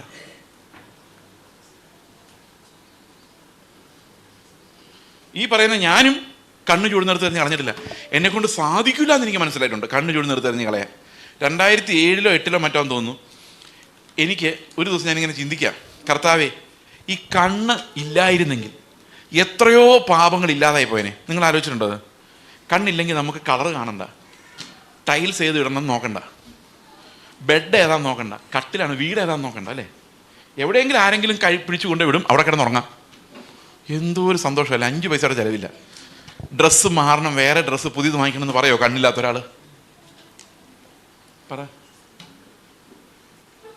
പിന്നെ ഒന്നും മോഹിപ്പിക്കുന്നില്ല, ആ വണ്ടി ഒരു സുഖമില്ല എന്ന് പറയില്ല. കാരണം അവൻ ഒന്നും അറിയാൻ മേല ഏത് വണ്ടി ഓടിക്കുന്നു പോലും, സീറ്റ് മാത്രമേ അറിയത്തുള്ളൂ. അപ്പം ഞാനൊരു ദിവസം ഇങ്ങനെ ചിന്തിച്ചു, ഈ ലൈംഗിക പാപങ്ങൾ എന്നുള്ളതല്ല, ലോകത്തുള്ള എല്ലാ പാപങ്ങളുടെ ഒരു സൈഡ് എന്ന് പറഞ്ഞാൽ കണ്ണാ തുറന്നു. ഞാനിങ്ങനെ പറഞ്ഞു, കണ്ണില്ലാതിരുന്നെങ്കിൽ എത്രയോ പാപങ്ങളിൽ നിന്ന് രക്ഷപ്പെടാമെന്ന്. പിറ്റേ ദിവസം രാവിലെ ഞാൻ എഴുന്നേറ്റപ്പം രണ്ട് കണ്ണിനും ഭയങ്കര വേദന, ഇത്തിരി നീരുമുണ്ട്. ഇതെന്ത് സംഭവിച്ചു? അന്ന് ഞങ്ങൾ ഓങ്കോളിലാണ്. നേരെ ചെന്നു ഹോസ്പിറ്റലിൽ ചെന്ന് ഡോക്ടറോട് പറഞ്ഞു, ഡോക്ടറെ കണ്ണിന് നീര്. ഡോക്ടർ ഇങ്ങനെ കണ്ണ് വലിയൊരു സാധനം വെച്ച് നോക്കി എന്നിട്ട് പറഞ്ഞു, ഗ്ലൂക്കോമയാണ്, കണ്ണിൻ്റെ കാഴ്ച പോയിക്കൊണ്ടിരിക്കുകയാണ്. നിങ്ങൾ ആലോചിച്ച് നോക്കി, കണ്ണ് ചൂടുന്നെടുത്ത് എറിഞ്ഞ് കളയാനിരുന്നവന് ഗ്ലൂക്കോമ. അപ്പോൾ ഞാൻ കർത്താവിനോട് പറഞ്ഞു, എൻ്റെ കർത്താവേ, എൻ്റെ കണ്ണ് മാത്രം ഒന്നും ചെയ്തേക്കല്ലേ കർത്താവ്, ഞാൻ എടുത്ത് കളയാം, വേണ്ട വേണ്ട, എനിക്ക് എൻ്റെ കണ്ണ് തിരിച്ചു കിട്ടിയാൽ മതി, ഞാൻ വളരെ സൂക്ഷിച്ച് ജീവിച്ചോളാം. ഊരിപ്പോന്നു, ചാടിപ്പോന്നു. ഇപ്പോൾ 20 വർഷത്തോളായി, ഒന്നും സംഭവിച്ചിട്ടില്ല. 15 വർഷത്തിന് മേളിലേ. അപ്പോൾ ഇതുപോലെ എനിക്കൊരു കാര്യം മനസ്സിലായിട്ടുണ്ട്, ഇത് എന്നെ കൊണ്ട് നടക്കുന്ന കാര്യമല്ല. പിന്നെ ഞാൻ എങ്ങനെ സ്വർഗത്തിൽ പോകും? ഒരു ദിവസം ഒരു ധനവാനായ മനുഷ്യൻ യേശുവിനെ അനുഗമിക്കാൻ വേണ്ടി വന്നു. ഇഷ്ടംപോലെ പൈസ ഉള്ളതാണ്. ഇഷ്ടംപോലെ പൈസ ഉള്ളവർക്ക് കൊടുക്കാൻ ഒട്ടും പറ്റത്തില്ല. ഈ കുറച്ചൊക്കെ കൊടുക്കുന്നത് കുറച്ച് പൈസ ഉള്ളവർ. ഇപ്പം നമ്മുടെ ആകെ 500 രൂപ ഉള്ളെങ്കിൽ 200 രൂപ എല്ലാവർക്കും കൊടുത്താൽ നമുക്ക് ഇതിൽ നഷ്ടമില്ല, 200 രൂപ പോയുള്ളൂ. പക്ഷെ നിങ്ങളുടെ കയ്യിൽ ഒരു 1,95,900 രൂപ ഉണ്ടെങ്കിൽ നിങ്ങൾ ആ 100 രൂപ കൂടെ ചേർത്ത് അത് എങ്ങനെയെങ്കിലും 2 ലക്ഷം ആക്കാൻ നോക്കൂ അല്ലേ? കയ്യിൽ പൈസ കുറച്ച് ബാക്കി വരാൻ തുടങ്ങിക്കഴിഞ്ഞാൽ നിങ്ങൾ ആലോചിക്കുന്നുണ്ട് ഇത് മാക്സിമം എത്ര കൂട്ടാമെന്നാണ്. ഇതിനെക്കുറിച്ച് പണ്ട് പോഗോ ചാനലിലൊരു കഥ വന്നായിരുന്നു. നമ്മുടെ പിള്ളേർ ചെറുപ്പത്തിൽ നോക്കിക്കൊണ്ടിരുന്നപ്പോൾ ഞാൻ ഒളിഞ്ഞിരുന്ന് നോക്കി കണ്ടുപിടിച്ച പോഗോ ചാനലിലൊരു കഥ. നിങ്ങൾ ചിലപ്പോൾ കണ്ടിട്ടുണ്ടാവും. ഒരു വലിയ പണക്കാരൻ്റെ വീട്, ഒരു ചെറിയ പാവപ്പെട്ടവൻ്റെ വീട്. ഈ പാവപ്പെട്ടവൻ്റെ വീട്ടിൽ അവന് കാശൊന്നുമില്ല. അവൻ വളരെ കഷ്ടപ്പെട്ട് അധ്വാനിച്ച് വൈകിട്ടാകുമ്പം നെയ്യപ്പവും ബോണ്ടയൊക്കെ മേടിച്ചുകൊണ്ട് വരുന്നു. പിള്ളേർ കൂടി ഇരുന്ന് കളിക്കുന്നു, വർത്താനം പറയുന്നു, ഭയങ്കര ചിരിയും കഥയും പറച്ചിലൊക്കെയാണ്. മറ്റേ ധനവാൻ്റെ വീട്ടിൽ ഒരു സമാധാനമില്ല. എപ്പോഴും ടെൻഷൻ, ആങ്സൈറ്റി, എന്ത് ചെയ്യണമെന്ന് അറിയത്തില്ല, അങ്ങോട്ട് തിരിഞ്ഞാൽ ടെൻഷൻ, ഇങ്ങോട്ട് തിരിഞ്ഞാൽ ടെൻഷൻ. അപ്പോൾ ഒരു ശാസ്ത്രി ഉണ്ടായിരുന്നു. ഈ ശാസ്ത്രി വന്ന് അപ്പോൾ ധനവാൻ ചോദിച്ചു, എങ്ങനെയാണ് 5 പൈസ ഇല്ലാത്ത ആൾക്ക് ഇത്രയും സമാധാനം ഉണ്ടാകുന്നത്? അപ്പോൾ പുള്ളി പറഞ്ഞു, അവരുടെ സമാധാനം ഞാൻ എടുത്ത് കളഞ്ഞുതരാമെന്ന് പറഞ്ഞു. എന്ത് ചെയ്യുന്നറിയോ? ഒരു സഞ്ചി എടുത്തിട്ട് 49 സ്വർണ്ണ നാണയങ്ങൾ എടുത്തിട്ട്, 50 അല്ല, ഇയാൾ കിളയ്ക്കുന്ന, ഈ പാവപ്പെട്ട മനുഷ്യൻ കിളയ്ക്കുന്നിടത്ത് കൊണ്ടുപോയി കുഴിച്ചിട്ടു. ഇവൻ രാവിലെ കിളച്ച് വന്നപ്പോൾ ഒരു സഞ്ചി തുറന്നു നോക്കിയപ്പോൾ 49 നാണയങ്ങൾ. എണ്ണി. കാരണം 50 ഉണ്ടാവുമെന്ന് അവൻ്റെ ചിന്ത. കാരണം എല്ലാം റൗണ്ട് ഫിഗർ ആണല്ലോ. ഇവൻ എണ്ണീട്ട് കിട്ടുന്നില്ല. അപ്പോൾ വിചാരിച്ച് എവിടെ വീണ് പോയി കാണും. അവൻ ആ പറമ്പ് മുഴുവൻ കിളച്ചിട്ടും കിട്ടിയില്ല. അവൻ ആ ഒരു സ്വർണ്ണ നാണയം ഉണ്ടാക്കണം എന്നുള്ള ആഗ്രഹം ഉള്ളിൽ കയറി. നേരത്തെ ഇതുവരെ ഒന്നും ഉണ്ടാക്കിയിട്ടില്ലായിരുന്നു. അവൻ്റെ വീട്ടിലെ സമാധാനം പോയി. ബോണ്ട ഇല്ല, പരിപ്പോട ഇല്ല, ഒന്നുമില്ല. വൈകിട്ട് വീട്ടിൽ വരുമ്പോൾ പിള്ളേർ കരച്ചിൽ. കരയും ഭീമം എടുത്തിട്ട് പൊട്ടിക്കും. കാരണം ഇവനെ അറിയത്തുള്ളൂ. അവൻ പറയുന്നത് എനിക്കേ അറിയത്തുള്ളൂ സമ്പാദിക്കുന്നതിൻ്റെ വിഷമം. സമ്പാദിക്കുന്നതിൻ്റെ വിഷമം ഇപ്പോഴവന് മനസ്സിലായത്. നേരത്തെ ഒരു പ്രശ്നമില്ലായിരുന്നു. അവസാനം ഇവൻ അടി ബഹളമായി കഴിഞ്ഞപ്പോൾ ഈ ധനവാൻ ശാസ്ത്രി പറഞ്ഞു, നമ്മൾ മഹാകൊല ചതിയാണ് അവനോട് ചെയ്തത്. അവനെ ഈ പരുവത്തിലാക്കി കളഞ്ഞല്ലോ നിൻ്റെ ബുദ്ധി. അപ്പോൾ ശാസ്ത്രി പറഞ്ഞു, നമുക്ക് പോയി സംസാരിക്കാമെന്ന് പറഞ്ഞു. അവർ ചെന്ന് സംസാരിക്കുക. ഇത് കഥ പിള്ളേർക്ക് പറഞ്ഞു കൊടുത്ത കഥയത്. പറഞ്ഞിട്ട് പറയാണ്, ഞങ്ങൾ 49 വെച്ചായിരുന്നുള്ളൂ, നിൻ്റെ സമാധാനം എങ്ങനെ കളയാമെന്ന് ആലോചിച്ചപ്പോൾ ഇയാൾ പറഞ്ഞു തന്ന വഴിയാന്ന് പറഞ്ഞു. അന്നേരം ഇവർ തീരുമാനിക്കുകയാണ്, ഈ പൈസ എല്ലാം നമുക്ക് പാവങ്ങൾ കൊടുത്തിട്ട് നമുക്ക് സമാധാനമായിട്ട് ജീവിക്കാൻ തീരുമാനിക്കുന്നവരെ കഥ അവസാനിച്ചു. സന്തോഷമായോ? ഇപ്പം കയ്യിൽ പൈസ വരുമ്പം ചില ആൾക്കാർ ഇങ്ങനെ പറയല്ലേ, പൈസ ഞങ്ങളുടെ കയ്യിൽ ഒന്നുമില്ല, ഉണ്ടായിരുന്നെങ്കിൽ ഞങ്ങൾ എല്ലാ ആർക്കെങ്കിലും കൊടുത്തേനെ. ഉണ്ടാവുമ്പം കാണാം. ഇനി അടുത്തത് ഒരു കഥ കൂടെ പറയാം. ഇത് നിങ്ങളെല്ലാം കേട്ടിട്ടുള്ളൊരു തമാശ. എനിക്ക് അധികം തമാശ പറഞ്ഞ ഇഷ്ടമില്ലെങ്കിലും തമാശയായി പോകുന്നതാണ്. ഒരു ദിവസം ഒരു പാസ്റ്റർ എടുത്തുകൊണ്ട് ചോദിച്ചു, എടാ നിനക്ക് 2 വീടുണ്ടെങ്കിൽ ഒരു വീട് നീ ഇല്ലാത്തവന് കൊടുക്കുമോ? അവൻ ചോദിച്ചു, ഉറപ്പായിട്ടും കൊടുക്കും. നിനക്ക് 2 കാറുണ്ടെങ്കിൽ നീ ഒന്നും ഇല്ലാത്തവന് കൊടുക്കും? അവൻ ഉറപ്പായിട്ടും കൊടുക്കുമെന്ന് പറഞ്ഞു. 2 പശു ഉണ്ടെങ്കിൽ നീ ഒന്നും ഇല്ലാത്തവന് കൊടുക്കുമോ? അത് ഉറപ്പായിട്ടും ഞാൻ 2 പശു ഉണ്ടെങ്കിൽ ഒന്നും ഇല്ലാത്തവന് ഉറപ്പായിട്ടും കൊടുക്കും. 2 ആടുണ്ടെങ്കിൽ നീ ഒന്നും ഇല്ലാത്തവന് കൊടുക്കുമെന്ന് വെച്ചാൽ പറഞ്ഞു, അത് കൊടുക്കില്ലെന്ന്. അതെന്താണെന്ന് വെച്ചാൽ പറയാം, എനിക്ക് 2 ആടുണ്ടെന്ന്. അതുപോലെ കയ്യിലുള്ളവൻ ഒരു കാരണവശാലും. അപ്പോൾ ഇയാൾ ഒത്തിരി പണമുള്ള ആളായിരുന്നുകൊണ്ട് ഇയാൾക്ക് കൊടുക്കാൻ പറ്റത്തില്ല. അപ്പോൾ കർത്താവിൻ്റെ അടുത്ത് ചെന്ന് കർത്താവ് പറഞ്ഞു, നീ ഒരു കാര്യം ചെയ്യും, നിനക്ക് ദൈവരാജ്യത്തിൽ പോകണമെങ്കിൽ നീ എന്ത് ചെയ്യണം? നിനക്കുള്ളതെല്ലാം വിറ്റ് പള്ളിക്ക് കൊടുക്കാൻ പറയുമായിരുന്നെങ്കിൽ ഒരു ഗുണമുണ്ടായിരുന്നു. ചർച്ചിന് കൊടുക്കാൻ പറയുകയാണെങ്കിൽ ഞാൻ ആ ചർച്ച ഇടയ്ക്കിടയ്ക്ക് നോക്കി എനിക്ക് പറയാം, ഞാൻ പണിത ചർച്ച, എൻ്റെ ഗമയെങ്കിലും ഉണ്ടായിരുന്നേനെ. അങ്ങോട്ട് കയറിയിരിക്കുമ്പം ഞാൻ വെച്ചു കൊടുത്ത് AC കണ്ടോ, ഇമ്മൊരു കാറ്റ് കൊള്ളുന്നവനും അല്ല ഇതിൻ്റെ വേദന അറിയാമോ? എന്നിട്ട് ആ പാസ്റ്റർ എനിക്ക് പ്രസംഗിക്കാനും സാക്ഷ്യം പറയാൻ പോലും സമയം തരുന്നില്ല. നിങ്ങളൊരു കസേര മേടിച്ച് നിങ്ങളുടെ ചർച്ചിലെ നാട്ടിലെ ചർച്ചിൽ ഇട്ട് കഴിഞ്ഞാൽ അടുത്ത പ്രാവശ്യം ചെല്ലുമ്പോൾ കസേര നിങ്ങൾ നോക്കും അവിടെ തന്നെ ഉണ്ടോ എന്ന്. കാരണം നമ്മൾ സൽപ്രവൃത്തി ചെയ്താൽ സ്വയനീതിക്കാർ, തെറ്റ് ചെയ്താൽ പാപികൾ. ഒരു തരത്തിലും നമ്മളെ സ്വർഗത്തിൽ എടുപ്പിക്കാൻ പറ്റാത്ത അവസ്ഥയാണ്. ഒരു മനുഷ്യന് ഇത്തിരി ഉപകാരം ചെയ്താൽ പറയാം അവനെ ഞാൻ എന്തുമാത്രം സഹായിച്ചാന്നറിയാവുന്ന. എവിടെ? ഇതിൻ്റെ കണക്കാണ്.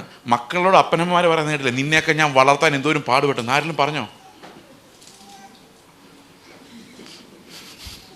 ഇതെല്ലാം നമ്മൾ ചെയ്യുന്ന എല്ലാ സൽപ്രവൃത്തികളും എന്താ വരുന്നത്? സ്വയനീതിയായിട്ടാണ് വരുന്നത്.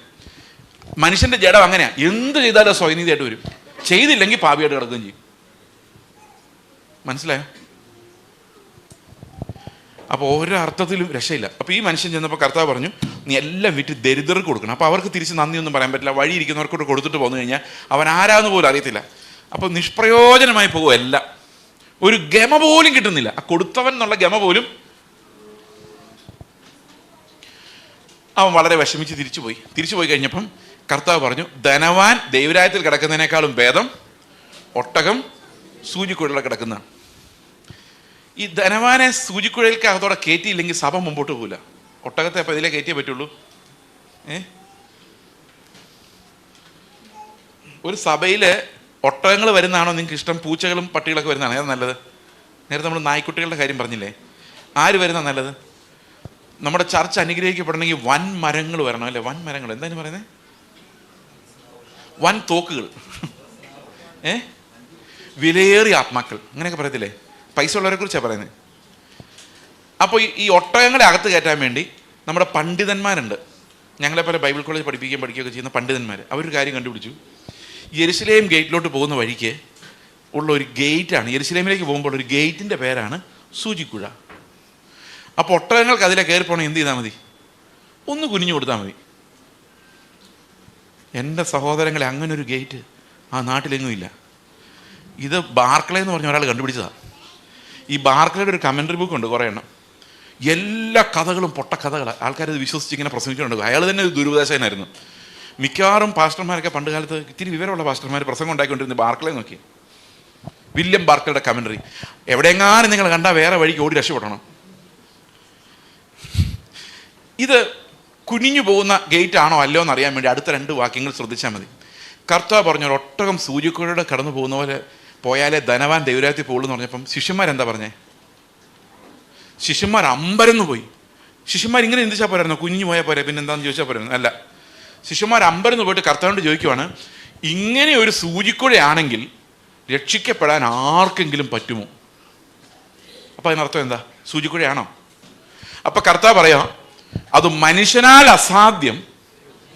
അപ്പം മനുഷ്യരെ കൊണ്ടത് അസാധ്യം. അപ്പം ഇത്രയും വലിയ കൽപ്പനകൾ അനുസരിച്ച് ഇതെല്ലാം എഴുതി പാവങ്ങൾക്ക് കൊടുത്ത് കർത്താവിൻ്റെ കൽപ്പനകൾ മുഴുവൻ അനുസരിച്ച് സ്വർഗത്തിൽ പോകാൻ ഒരു മനുഷ്യനെ സംബന്ധിച്ച് അസാധ്യം. അടുത്ത വാക്യം എന്താ പറയുന്നത്? എന്നാൽ ദൈവത്തിന് സകലതും സാധ്യം. അപ്പൊ നമ്മളെ സ്വർഗത്തിൽ കൊണ്ടുപോകുന്നത് ദൈവം നമ്മളെ സൂചിക്കുഴകൂടെ കടത്തിവിട്ടെങ്കിലേ ഉള്ളൂ. അത് മനുഷ്യരാൽ അസാധ്യമാണ്. ഇനി ഇതെങ്ങനെയാണ് സൂചിക്കുഴകൂടെ കയറുന്നതെന്നും കൂടെ പറഞ്ഞിട്ട് നമുക്ക് ഇന്നത്തെ സെഷൻ അവസാനിപ്പിക്കാം. ഈ സൂചിക്കുഴയുടെ ഒട്ടകം കയറില്ല. അപ്പോൾ ഒട്ടകം എന്ന് പറഞ്ഞു കഴിഞ്ഞാൽ നമുക്ക് വേണേൽ അംബാനിന്നോ അദാനിന്നൊക്കെ വിളിക്കാം. അതാണ് ഒട്ടകങ്ങൾ. കേരളത്തിലാണെങ്കിൽ യൂസഫ് അലി, ഇവിടെയൊക്കെ ഉണ്ടല്ലോ, ഇവിടെ പുള്ളിയില്ലേ, യൂസഫ് അലി, രവി പിള്ള, പിന്നെ ആരാ, ആസാദ് മൂപ്പൻ, ഇങ്ങനെയുള്ള ആൾക്കാരെയൊക്കെ വേണമെങ്കിൽ നമുക്ക് ഒട്ടകം എന്നൊക്കെ വിളിക്കാം. അവരൊട്ടകമാണെങ്കിൽ നമ്മൾ ആരായിരിക്കും? ഈച്ചാന്ന് പാസ്റ്റർ പറഞ്ഞു. ചിലർ ഈച്ച ആയിരിക്കില്ല, ചിലപ്പോൾ ആടിൻ്റെ അത്രയും കാണും, ചിലപ്പം പശുവിൻ്റെ അത്രയും കാണും, ചിലപ്പം ചിലർ ഇവിടെയും കാര്യമില്ല. ഓക്കെ, പിന്നെ ചിലർ ചിലപ്പം പാറ്റയുടെ അത്രയും കാണും. പക്ഷെ എന്ത് ഈച്ചയായാലും ഈ സൂചിക്കുഴ കൂടെ കയറില്ല. അതാ പ്രശ്നം. ഒരുത്തരും കയറില്ല. ഒട്ടകം മാത്രമല്ല, കൊതുക് പോലും കയറില്ല. ഇനി കൊതുകിൻ്റെ കാര്യം വിട്. ഈ സൂചിക്കുഴ എടുത്ത് വെച്ചിട്ട് അതിൻ്റെ മുകളിൽ വെള്ളം ഒഴിച്ചാൽ വെള്ളം പോലും അതിലെ കടന്നു പോലും ഒരു പാട ഉണ്ടാവും. 2 സൈഡിൽ കൂടെയും വെള്ളം അങ്ങ് പൊക്കോളും. ഒരു ബബിൾ ഉണ്ടാവത്തേ ഉള്ളൂ. പരീക്ഷ നോക്കണോ?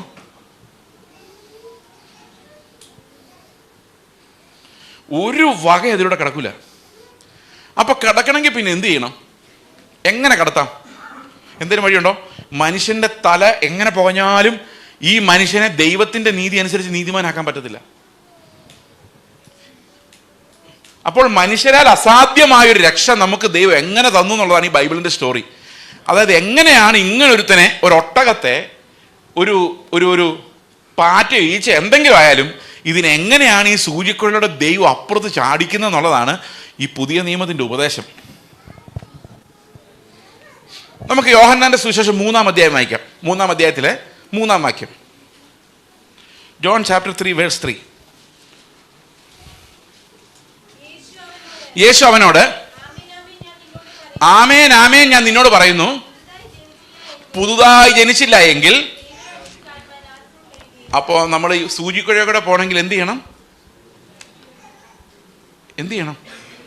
പുതുതായി ജനിക്കണം. അപ്പോൾ ഒട്ടകം, ഒരു നല്ല ഒട്ടകമായിട്ട് ഒന്നുകൂടെ ജനിച്ചാൽ മതിയോ? സൂചിക്കുഴയുടെ കയറുമോ?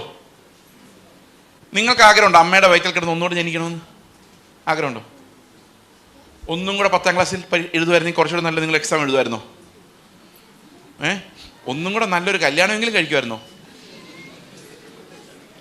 ഒരു ചാൻസും കൂടെ ദൈവം എല്ലാത്തിനും തരുമായിരുന്നെങ്കിൽ ഇതേ ആളെ തന്നെ കെട്ടുമായിരുന്നോ? പാസ്റ്ററെ എന്നെ കൊണ്ടൊന്ന് പറയിപ്പിക്കും.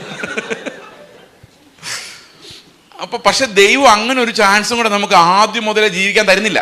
തരുമായിരുന്നെങ്കിലും ഒരു കാര്യം തുറന്നു പറഞ്ഞാൽ നമ്മൾ ഇതുപോലെ തന്നെ ആയി വന്നേനെ. കാരണം ഒട്ടകമല്ലേ, ആ സ്വഭാവമല്ല കാണിക്കാൻ പറ്റുമോ? അല്ലേ? അപ്പൊ നിക്കോദമോസ് കർത്താവിനോട് ചോദിക്കുന്നുണ്ട്, ഞാൻ ഒന്നും കൂടെ അമ്മയുടെ വയറ്റിൽ കിടന്ന് ജനിക്കുന്ന കാര്യമാണോ ഈ പറയുന്നത്? ഈ വയസ്സനാം കാലത്ത് ഞാൻ എങ്ങനെയാണ് അങ്ങനെ സംഭവിക്കുന്നത്? അപ്പൊ കർത്താവ് പറഞ്ഞു, അങ്ങനൊന്നും ജനിച്ചിട്ട് കാര്യമില്ല. ജഡത്താൽ എത്ര പ്രാവശ്യം ജനിച്ചാലും ജഡം മാത്രമേ വരികയുള്ളൂ. ജഡത്തിനൊരിക്കലും സൂചിക്കുഴയുടെ കിടക്കാൻ സാധിക്കില്ല. എന്നാൽ 5-ാം വാക്യത്തിൽ കർത്താവ് പറഞ്ഞു, വെള്ളത്താലും ആത്മാവിനാലും ജനിച്ചില്ല എങ്കിൽ ദൈവരാജ്യത്തിൽ കടപ്പാൻ ആർക്കും കഴിയുകയില്ല. ഈ വെള്ളത്താലും ആത്മാവിനുള്ള ജനനം എന്ന് പറയുന്നത് ഞാനിപ്പം വിശദീകരിക്കുന്നില്ല. ഇപ്പം വിശദീകരിച്ച് കഴിഞ്ഞാൽ ടൈം പോകും. അതുകൊണ്ട് ഒരു സൂചന പറയാം. നിങ്ങൾ വീട്ടിൽ പോയിരുന്നൊരു ഹോംവർക്ക് നാളെ ഞാൻ ചോദിക്കാം. നാളെ വൈകിട്ടാകുമ്പോൾ ചോദിക്കാം, ഒരു ഹോംവർക്ക് തരാം. എന്താണ് ഈ വെള്ളവും ആത്മാവും എന്ന് നാളെ നിങ്ങൾ എന്നോട് പറയണം. പല കഥകൾ നിങ്ങൾ കേട്ടിട്ടുണ്ടാവും.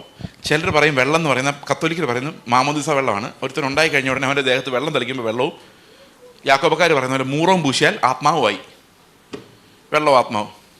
ബ്രദറുകാർ പറയുന്ന വെള്ളം എന്ന് പറയുന്ന ദൈവത്തിൻ്റെ വചനമെന്നാണ്. നമ്മളൊന്നും പറയണ്ട തൽക്കാലം. ഒരു ക്ലൂ മാത്രം പറയാം. 10ാം ക്ലാസ് പഠിച്ച പിള്ളേരെന്ന് കൈവയ്ക്ക്. 10ാം ക്ലാസ്സിൽ ഇപ്പോൾ പഠിക്കുന്ന പിള്ളേർ, പഠിച്ച് പാസ്സായി +2 ഒക്കെ പഠിക്കുന്ന പിള്ളേർ. ഓക്കെ, നമുക്ക് കുറച്ചുകൂടെ മുമ്പോട്ട് വയ്ക്കാം. നിക്കോദമോസ് ചോദിക്കുന്നുണ്ട്, ഇതെങ്ങനെ സംഭവിക്കും എന്നൊരു ചോദ്യം ചോദിക്കുമ്പോൾ നിക്കോദമോസിൻ്റെ കർത്താവ് പറയാണ്, ഇസ്രായേലിൻ്റെ ഉപദേഷ്ടാവായിട്ടും നീ ഇത് അറിയുന്നില്ലേ? അല്ലേ? ഇസ്രായേലിൻ്റെ ഉപദേഷ്ടാവായിട്ട് നീ ഇത് അറിയുന്നില്ല. ശ്രദ്ധിക്കണേ. ഞാൻ 10ാം ക്ലാസ്സായിട്ട് പിള്ളേരോട് ചോദ്യം ചോദിക്കാം. A+B ദ ഹോൾ ക്യൂബ് എത്രയാണ്? ഹോൾ സ്ക്വയർ അല്ല, ഹോൾ ക്യൂബ്.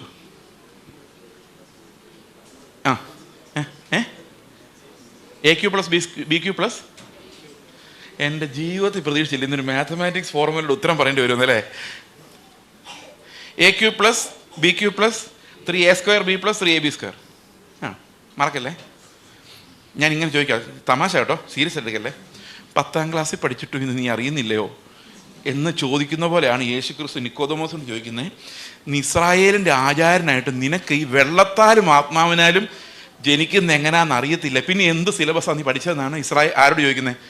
നിക്കോദമോസിനോട് ചോദിക്കുന്നത്. വിഷമിക്കല്ലേ, ചുമ്മാ തമാശാണേ. ഓക്കെ, അപ്പോൾ ഒരു കാര്യം ഉറപ്പാണ്, നിക്കോദമോസിൻ്റെ സിലബസിൽ ഇതുണ്ടായിരുന്നു.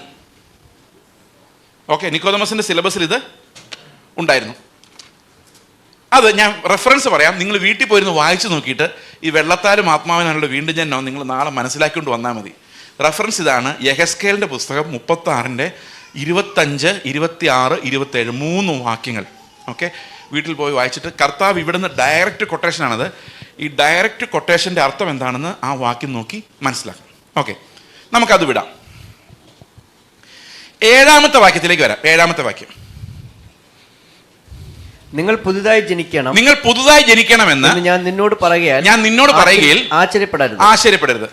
അടുത്ത്, കാറ്റ് ഇഷ്ടമുള്ളിടത്ത് ഊതുന്നു, അതിന്റെ ശബ്ദം നീ കേൾക്കുന്നുവെങ്കിലും അത് എവിടെ നിന്ന് വരുന്നുവെന്നും എവിടേക്ക് പോകുന്നുവെന്നും അറിയുന്നില്ല. ആത്മാവിനാൽ ജനിച്ചവനെല്ലാം അതുപോലെ ആകുന്നു ഉത്തരം പറഞ്ഞു. ആരെ പോലെ ആകും?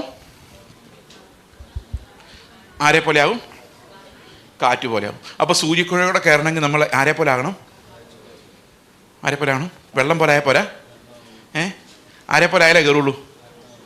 അപ്പോൾ ജീവനിലേക്ക് പ്രവേശിക്കാനുള്ള വഴി സൂചിക്കുഴ പോലെ എടുക്കാനുള്ളതാണ്. അതിലെ കിടക്കണമെങ്കിൽ നമ്മൾ എന്ത് വേണം? നമുക്കൊരു ആത്മസ്വഭാവം വേണം. ഈ ആത്മാവ് എന്നുള്ളതിന് ഗ്രീക്കിൽ എന്താ പറയുന്നറിയോ? ന്യൂമ എന്ന് പറഞ്ഞാൽ കാറ്റെന്നും അർത്ഥമുണ്ട്. എന്ന് പറഞ്ഞാൽ ശരിക്കും ആത്മസ്വഭാവം എന്ന് പറഞ്ഞാൽ ആരുടെ സ്വഭാവമാണ്? കാറ്റിൻ്റെ സ്വഭാവമാണ്. ഇനി സയൻസ് പഠിക്കുന്ന പിള്ളേർക്ക് വേണ്ടി ഞാനൊരു ചോദ്യം ചോദിക്കാൻ പോവാം. പിള്ളേർ വിഷമിക്കണ്ട, പണി വരുന്നേ ഉള്ളൂ. ഈ സാധനം ഞാൻ ഇവിടെ വെക്കുകയാണ്. എൻ്റെ സെൻറ്റർ ഓഫ് ഗ്രാവിറ്റി കറക്റ്റ് കിട്ടിയാൽ നിൽക്കും. വേണ്ട, ഞാൻ പാടുപെടുന്നില്ല. ഓ ഗുഡ്. ഓക്കെ. ഈ കുപ്പിയുടെ ഇപ്പോഴത്തെ ഏറ്റവും വലിയ ആഗ്രഹം എന്താ? ഇങ്ങനെ ഇരിക്കാനാണ്. ഇത് ഭയങ്കര അൺസ്റ്റേബിളാണ്.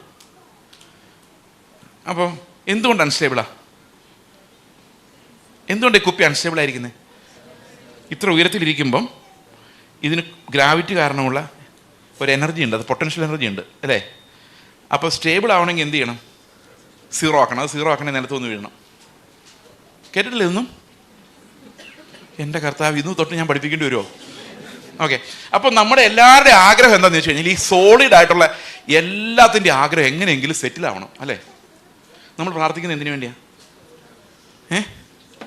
സെറ്റിലാകാൻ വേണ്ടിയാ.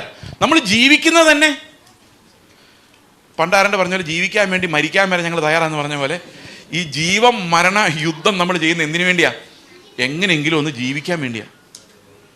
ഞാൻ നിങ്ങളുടെ സ്വപ്നം എന്താണെന്ന് ഞാൻ പറയട്ടെ. ഞെട്ടരുത്, കൃത്യമായിട്ട് എങ്ങനെ മനസ്സിലായും ചോദിക്കരുത്.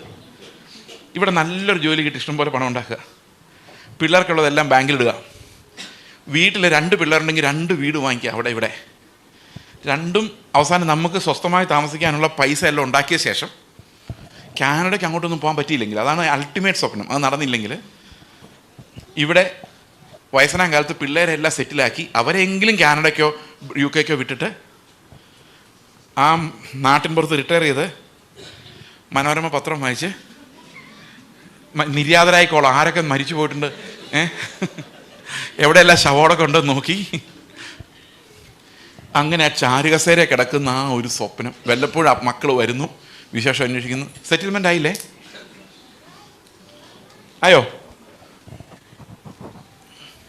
ഇതെങ്ങനെ ഞാൻ കൃത്യമായിട്ട് മനസ്സിലാക്കിയെന്നല്ലേ നിങ്ങൾ ചിന്തിക്കുന്നത്?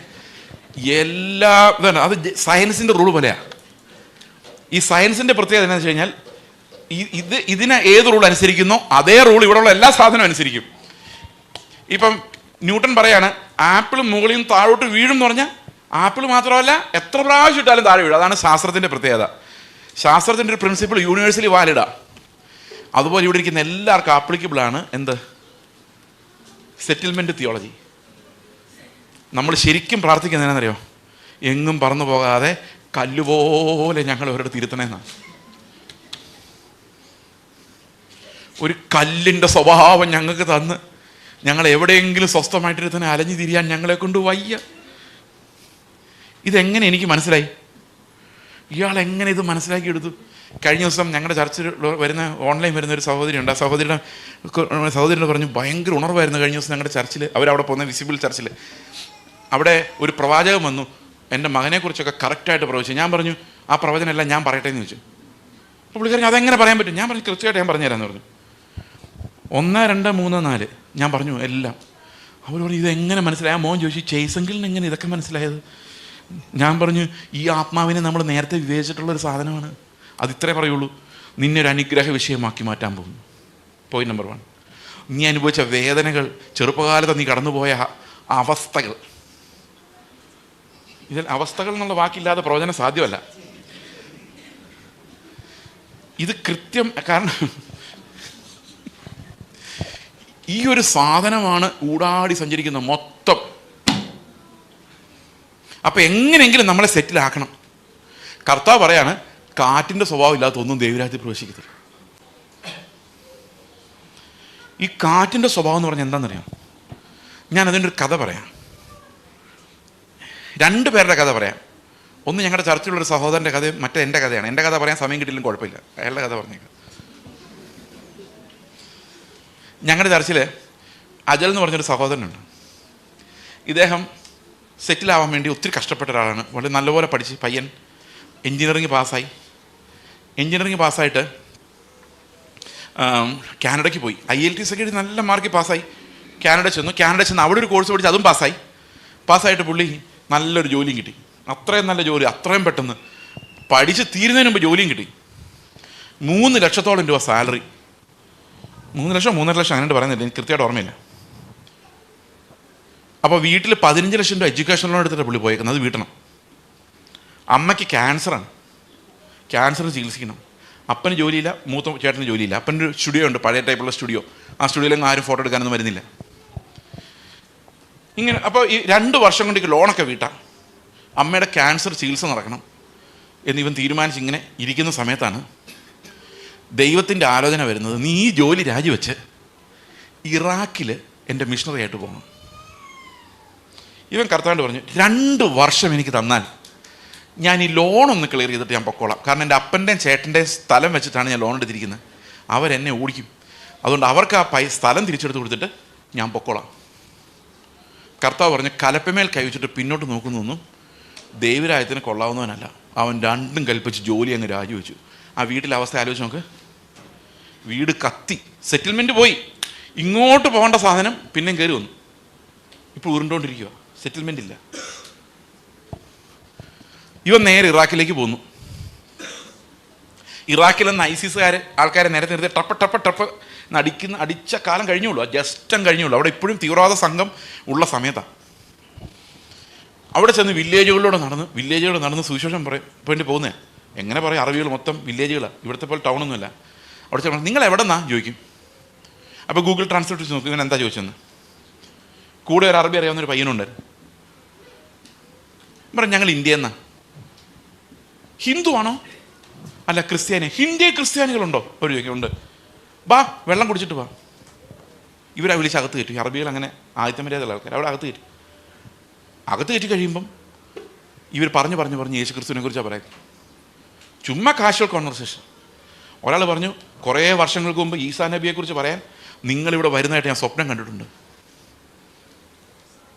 വീട്ടിൽ ചെല്ലുമ്പോൾ നേരത്തെ ഇവർക്ക് വേണ്ടി കാത്തിരിക്കുന്ന ആൾക്കാരെ ദൈവം ഒരുക്കി വെച്ചിരിക്കുമോ. വീടുകൾ തോറും അവൻ നടന്ന് അവിടെ ചർച്ചയായി. ഇറാഖിൽ ഇപ്പോൾ നമുക്കൊരു ചർച്ച ഉണ്ട്. അവിടെ ഇപ്പോൾ 2 മിഷണറിമാരാണ് ചർച്ചിൽ വർക്ക് ചെയ്യുന്നത്. അവിടെ സൺഡേ സ്കൂള് പുള്ളി കാറ്റായിട്ട് പോയി. ഇപ്പോൾ സിറിയയിലാണ് മിഷണറി. ഭാര്യ 5 മാസം പ്രഗ്നൻ്റായ ഭാര്യയുമായിട്ട് പുള്ളി നേരെ സിറിയയ്ക്ക് പോയി. ഇപ്പോൾ 2 പിള്ളേരുമായിട്ട് ഭാര്യ ഇപ്പം ഡെലിവറിക്ക് ഇവിടെ വന്നു. പുള്ളി സിറിയയിൽ വർക്ക് ചെയ്യും, വേറൊരു ഫാമിലിയും കൂടെ. ഞാനിങ്ങനെ ആലോചിച്ചു, അയാൾ ആ ജോലി ചെയ്ത് കണ്ടിന്യൂ ആയിരുന്നെങ്കിൽ അയാൾക്ക് കിട്ടുന്ന 3 ലക്ഷം, അങ്ങനെ ഒരു കല്യാണം കഴിക്കുമ്പോൾ ആരെയാണ് കിട്ടുന്നത്? വേറൊരു 3 ലക്ഷം കൂടെ, 6 ലക്ഷം രൂപ വരുമാനം. അപ്പോൾ ചർച്ചിന് ഒരു മാസം ദശാംശം എത്ര കിട്ടും? പെട്ടെന്ന് കണക്കൂട്ട്. നിങ്ങളിതൊക്കെ കണക്കൂട്ടി മടുത്ത ആൾക്കാരായിരിക്കും. പെട്ടെന്ന് കണക്കൂട്ടി പറഞ്ഞു 60,000 രൂപ അല്ലേ? ഇപ്പം എന്താ അവസ്ഥ എന്നറിയോ? 60,000 രൂപ ചർച്ചിലോട്ട് വരുന്നില്ല എന്ന് മാത്രമല്ല, അവർക്ക് നമ്മൾ 60,000 രൂപ കളക്ട് ചെയ്ത് കൊടുക്കേണ്ട അവസ്ഥയാണ്. നിങ്ങൾ ആലോചിക്കുക, എന്തൊരു നഷ്ടമാണ്. അതേസമയത്ത് 10ാം ക്ലാസ്സിൽ 10 വർഷം തൊട്ട് ഒരു ജോലിയും കിട്ടാതെ ഏകഗതിയും പരഗതിയും ഇല്ലാത്ത ഒരാൾ പോയാൽ നമുക്ക് സന്തോഷമുള്ളൂ. പോയി അവിടെയെങ്കിലും പോയി ഗതി പിടിക്കട്ടും. ഈ ഒട്ടകങ്ങളെയൊക്കെ പറഞ്ഞു വിട്ടാൽ സഭയുടെ അവസ്ഥ എന്താവും? പള്ളി എങ്ങനെ പണിയും? അപ്പം നമ്മൾ നിവൃത്തി ഉണ്ടെങ്കിൽ ഒരുത്തനെ എങ്ങനെ വിടരുത്? കാറ്റായിട്ട് വിടരുത്. കാറ്റായിട്ട് വിട്ടാൽ അവൻ സെറ്റിലായില്ലെങ്കിൽ നമ്മൾ സെറ്റിലാവൂല. ഈ എക്കണമി എങ്ങനെയുണ്ട്? ഇഷ്ടപ്പെട്ടോ? അപ്പം നിങ്ങൾ വിചാരിക്കും എന്തൊരു ദുഷ്ടനാണ് അവൻ. അപ്പനെ അമ്മേനെ ക്യാൻസർ പോലും നോക്കാതെ ഇറങ്ങിപ്പോയി. നിങ്ങൾക്കറിയാമോ, അത് 2ഉം കൽപ്പിച്ചുള്ളൊരു പോക്കായിരുന്നു. എൻ്റെ ചേട്ടൻ്റെ കല്യാണത്തിനുള്ള വന്നില്ല, വരാൻ പറ്റിയില്ല. ഒരു ദിവസം അവിടെ ബോംബ് വന്നു വീണു, അമേരിക്കക്കാരുടെ ബോംബ് വന്നു വീണു. ഈ ബോംബ് വന്നു വീണ് കഴിഞ്ഞപ്പം ഇവിടെയുള്ള ആൾക്കാർ വെപ്രാളം പിടിച്ചു. ഇവർക്ക് എന്ത് പറ്റി? ഇവർ ഫോൺ ചെയ്തിട്ട് കിട്ടുന്നില്ല, ഫോൺ കണക്ഷൻ ഇല്ല. അവർക്ക് എവിടെ പോയി ആർക്കും ഒരു പിടിയില്ല. ഇവർ മരിച്ചു പോയോ എന്ത് പറ്റിയെന്ന് ആർക്കും അറിയത്തില്ല. അവരെവിടെയോ ഒരാളെ അന്ന് ആദ്യമായിട്ട് സ്നാനം നടക്കുന്നത്, ഇവർ പോയി സ്നാനപ്പെടുത്താൻ 2 പേരെ സ്നാനപ്പെടുത്താൻ വേണ്ടി ഏതോ ബീച്ചിൽ പോയേക്കായിരുന്നു. രഹസ്യമായിട്ട് ചെയ്യണമല്ലോ. തിരിച്ചു വന്നപ്പോൾ ഇവർ മിഷനിലെ മറ്റു സഹോദരന്മാർ പറഞ്ഞു, നിങ്ങളൊരു കാര്യം ചെയ്യും, നിങ്ങളിങ്ങ് തിരിച്ചു പോരെ, കാരണം ഭയങ്കര യുദ്ധം വരാൻ പോകുന്നത്, നിങ്ങൾക്ക് പിന്നെ തിരിച്ചു വരാൻ പറ്റാതെ വരും. അപ്പോൾ അവർ പറഞ്ഞു, ഇപ്പോഴാണ് ഞങ്ങൾക്ക് 2-3 സഹോദരന്മാരെ വിശ്വാസത്തിൽ കിട്ടിയത്. അവരെ ഞങ്ങൾ ഇവിടെ ഇട്ടിട്ട് പോന്നാൽ രണ്ടാമത് ഞങ്ങൾ അങ്ങോട്ട് ചെല്ലാൻ പറ്റിയില്ലെങ്കിൽ ഈ സഹോദരന്മാരുടെ കൂടെ നിൽക്കാത്ത കുറ്റം ഞങ്ങളുടെ മേൽ വരും. അതുകൊണ്ട് ഞങ്ങൾ അവരുടെ കൂടെ മരിക്കാൻ ഞങ്ങൾ തീരുമാനിച്ചിരിക്കുക എന്ന് പറഞ്ഞു. അവർ തിരിച്ചു വന്നില്ല, അവരവിടെ കിടന്നു. അവസാനം ആ സഹോദരന്മാർ പറഞ്ഞെന്നറിയോ, എല്ലാവരും ഞങ്ങളെ കൈവിട്ടപ്പോഴും നിങ്ങൾ ഞങ്ങളുടെ കൂടെ നിന്നു, അതുകൊണ്ട് നീ മരിച്ചാലും ഞങ്ങൾ നിങ്ങളോട് ഉണ്ടായിരിക്കും എന്ന് പറഞ്ഞു. ഇനി വീട്ടിലെ സംഭവം എന്താണെന്ന് ചോദിച്ചു കഴിഞ്ഞാൽ, അമ്മ ഭയങ്കര ദേഷ്യവും വിഷമവും എൻ്റെ മകൻ ഇങ്ങനെ ചതിച്ചെന്നും പറഞ്ഞുകൊണ്ട് പോയി ഹോസ്പിറ്റലിൽ പോയി ഡോക്ടറെ കൺസൾട്ട് ചെയ്ത് ഡോക്ടർ നോക്കിയിട്ട് പറഞ്ഞു, നിങ്ങൾക്ക് ഇനി ട്രീറ്റ്മെൻറ്റിൻ്റെ ആവശ്യമൊന്നുമില്ല, നിങ്ങളുടെ ക്യാൻസർ മാറിയെന്ന്. ചേട്ടന് ജോലി ഗൾഫിൽ കൊടുത്തു, പുള്ളി നിരീശ്വരവാദി, എവിടെ ഉണ്ട്, വീട്ടിൽ പൈസ. പുള്ളി ഇതൊന്നും അറിയാതെ സുവിശേഷകരാണ്. കാറ്റ്, ഇതിനാണ് നമ്മൾ എന്താ പറയുന്നത്, കാറ്റ്. അപ്പം നിങ്ങൾക്ക് ഒരിത്തിരി പേടി തോന്നിയില്ല, എൻ്റെ മക്കളെങ്ങാനും കാറ്റായി പോയാൽ ഞങ്ങളുടെ സെറ്റിൽമെൻറ്റ്, പേടി തോന്നുന്നുണ്ടോ? അയ്യോ ദൈവമേ, ഞങ്ങളുടെ മക്കൾ വിശ്വാസികളാകണം, പക്ഷെ ഇത്രയും വേണ്ട. കഴിഞ്ഞ ദിവസം ഒരു കല്യാണം ആലോചിച്ചവരോട് പറഞ്ഞാൽ നല്ല കമ്മിറ്റ്മെൻ്റ് ഉള്ള പയ്യനാണ് ഇങ്ങനെയാന്ന് പറഞ്ഞപ്പോൾ വേറൊരു പയ്യനെ കുറിച്ച്, അത്രയും കമ്മിറ്റ്മെൻ്റ് ഉള്ള എന്നെ വേണ്ട, ഒരു ഇത്തിരി കുറഞ്ഞ കമ്മിറ്റ്മെൻ്റ് ഉള്ള എവിടെയെങ്കിലും കിട്ടും.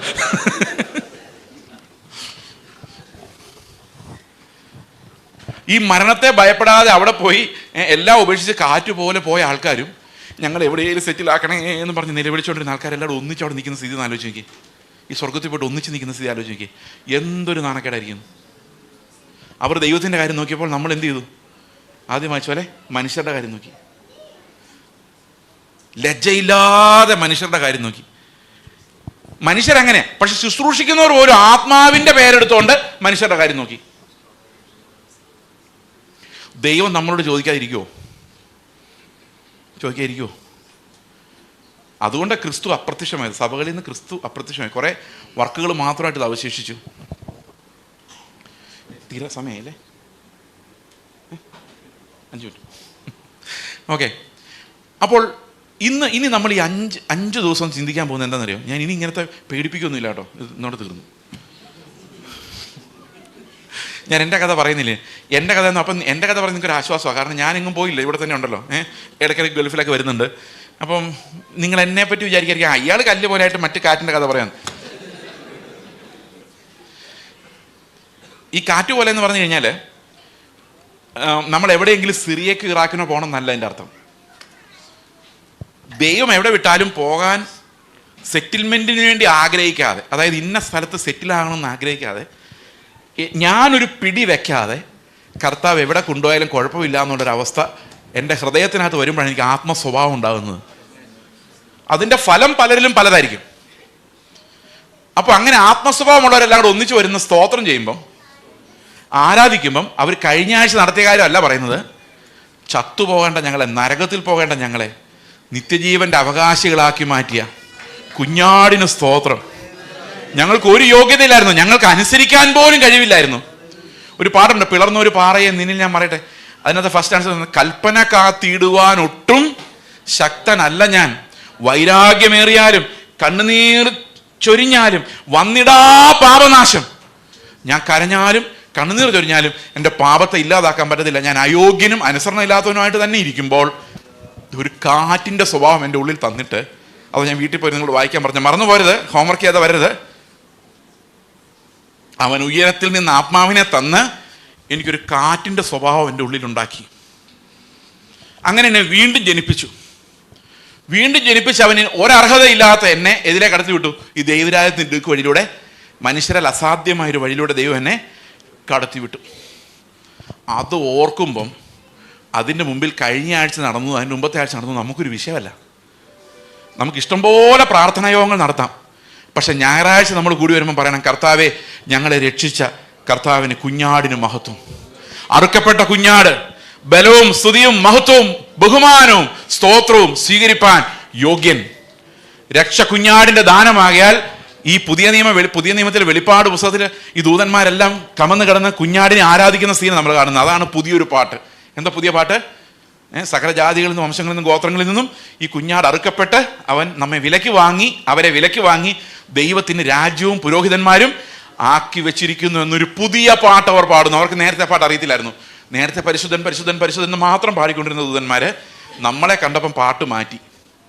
ഇങ്ങനെയുള്ളവന്മാരെ യേശുക്രിസ്തുവിനെ പോലെ ആക്കി മാറ്റിയ കുഞ്ഞാട് എത്ര മഹത്വമുള്ളവൻ എന്ന പാട്ട് സഭയിൽ ഉയരണം. സഭയിൽ കുഞ്ഞാട് ഉയർത്തപ്പെടണം, രക്ഷ ആഘോഷിക്കപ്പെടണം. രക്ഷ എന്താണെന്ന് ഈ ആരാധനയിലൂടെ വെളിപ്പെട്ട് വരുമ്പോൾ ഈ മക്കളിൽ അനേകർ കാറ്റുപോലെ ആകും. പേടിച്ചാൽ പിന്നെ നിങ്ങൾ മറ്റേ വഴിക്ക് തന്നെ ആരാധിക്കുകയുള്ളൂ. ഓക്കെ, ഞാൻ നിങ്ങളുടെ കഥ പറഞ്ഞ് പൂർത്തിയാക്കട്ടെ, അതോടെ തീർക്കാം. ഓക്കെ, ഞാൻ ആ പിള്ളേരോട് പറഞ്ഞു, നിങ്ങൾ പാട്ടൊക്കെ കൊള്ളാം, പക്ഷെ എല്ലാം കോമൺ ബ്ലെസ്സിങ് ആണ്. നിങ്ങൾ രക്ഷ ഉയർത്തിക്കൊണ്ടൊരു പാട്ട് പാട്. കർത്താവിൻ്റെ വീണ്ടെടുപ്പിനെ കുറിച്ചൊരു പാട്ട് പാടുന്നു പറഞ്ഞു. അവർ പറഞ്ഞു ശരി അങ്കിളെ, ഇന്ന് ഞങ്ങൾ ഒരു നല്ല പാട്ടൊക്കെ എടുത്ത്, പഴയ പാട്ടൊക്കെ എടുത്ത് നല്ലൊരു വർഷിപ്പ് നടത്തി. ആരും ഇളകിയില്ല, ആരും സ്പ്രിങ്ങിന് മുകളിൽ കയറിയില്ല. അവർ വൈകിട്ട് വന്ന് പറഞ്ഞു അങ്കിള് നടക്കുന്നില്ല, ഞങ്ങൾ ഒത്തിരി ട്രൈ ചെയ്തു, ആരും അനങ്ങുന്നില്ല, അതുകൊണ്ട് ഇന്ന് വൈകിട്ട് ഒരു പാട്ട് അങ്കിള് പറഞ്ഞ പോലെ പാടാം, ബാക്കിയല്ല ഞങ്ങൾ പഴയ പോലെ. എനിക്ക് മനസ്സിലായി നിങ്ങൾ എന്നാലും ഞാൻ പറഞ്ഞു. കാരണം ഈ സ്പിരിറ്റ് വന്ന് കയറിയാൽ പിന്നെ വിഷയങ്ങളുടെ കാര്യം പറഞ്ഞാലേ നമുക്കൊരു എക്സൈറ്റ്മെൻറ്റ് ഉണ്ടാവുള്ളൂ. വേറെ എന്ത് പറഞ്ഞാലും ഈ മയിൽക്കുറ്റി പോലെ ഇരിക്കുകയുള്ളൂ. എപ്പോഴാണോ വിഷയങ്ങളെന്ന് പറയുന്നത് അപ്പം അല്ലയോ ആ സ്പിരിറ്റ് എന്താണെന്നറിയോ? ഈ പത്രോസിനെ ബാധിച്ച സ്പിരിറ്റാണ്. പ്രിയ സഹോദരങ്ങളെ, രക്ഷപ്പെട്ടോ, കർത്താവിങ്കിലേക്ക് നോക്കിയോ. ഈ നശിച്ചു പോകുന്ന മരുഭൂമിയിൽ അഗ്നിസർപ്പങ്ങളുടെ കടിയേറ്റ് കിടക്കുന്നവനോട് കർത്താവ് പറയാണ്, ഇവിടെ നോക്കിയാൽ നീ നശിച്ചു പോകും, നിനക്ക് വേണ്ടി ഉയർത്തിയിരിക്കുന്ന ഒരു പിച്ചള സർപ്പമുണ്ട്, കണ്ടാൽ അഗ്നിസർപ്പത്തെ പോലെ ഇരിക്കുമെങ്കിലും അതിന് വിഷമില്ല. ആ അഗ്നിസർപ്പത്തിൽ നിന്ന് രക്ഷപ്പെടാൻ പിച്ചള സർപ്പത്തെ ഉയർത്തിയതുപോലെ കർത്താവിന് ഉയർത്തിയിരിക്കുന്നു. അവന് രക്ഷാകരമായ ദൈവകൃപ നമ്മൾ അനുഭവിക്കുകയും അത് പരസ്പരം പങ്കുവെക്കുകയും പ്രബോധിപ്പിക്കുകയും പ്രവചിക്കുകയും ചെയ്യുവാനാണ് സഭാ അസംബ്ലി. മനസ്സിലായോ? കോമൺ ഗ്രേസ് വിതരണം ചെയ്യാൻ വേണ്ടിയല്ല, രക്ഷാകരമായ ദൈവകൃപയുടെ വിളംബരമാണ് സഭ നടത്തുന്നത്. നമുക്ക് പ്രാർത്ഥിക്കാം. ഞങ്ങളുടെ സ്വർഗസ്ഥ പിതാവേ, അങ്ങയുടെ രക്ഷയെ ആഘോഷിക്കുവാൻ, അങ്ങയെ വാഴ്ത്തുവാൻ, അങ്ങയുടെ മഹത്വത്തെ കാണുവാൻ ഞങ്ങൾക്ക് സാധിക്കാത്ത അത്ഭുതകരമായ വീണ്ടെടുപ്പ് കർത്താവ് ഞങ്ങൾക്ക് നൽകുവാൻ തക്കവണ്ണം പുത്രനോടൊപ്പം ഞങ്ങൾ അവകാശികളാക്കി നിത്യജീവനിലേക്ക് ഞങ്ങളെ കടത്തിവിട്ട, സൂചിക്കുഴയിലൂടെ ഞങ്ങളെ കടത്തിവിട്ട അങ്ങയുടെ വലിയ പ്രവൃത്തിക്കായി, റീജനറേഷനായി, വീണ്ടും ജനനത്തിനായി ഞങ്ങൾ നന്ദിയോടെ അങ്ങ് സ്തോത്രം ചെയ്യും. ഞങ്ങളുടെ പഴയ സ്വഭാവം മാറി ഞങ്ങളെ പുതിയത് അണിയിപ്പിച്ചിരിക്കുന്ന അങ്ങയുടെ കൃപയ്ക്കായി സ്തോത്രം. കർത്താവായ യേശുക്രിസ്തുവിൻ്റെ നാമത്തിൽ തന്നെ ആമേൻ.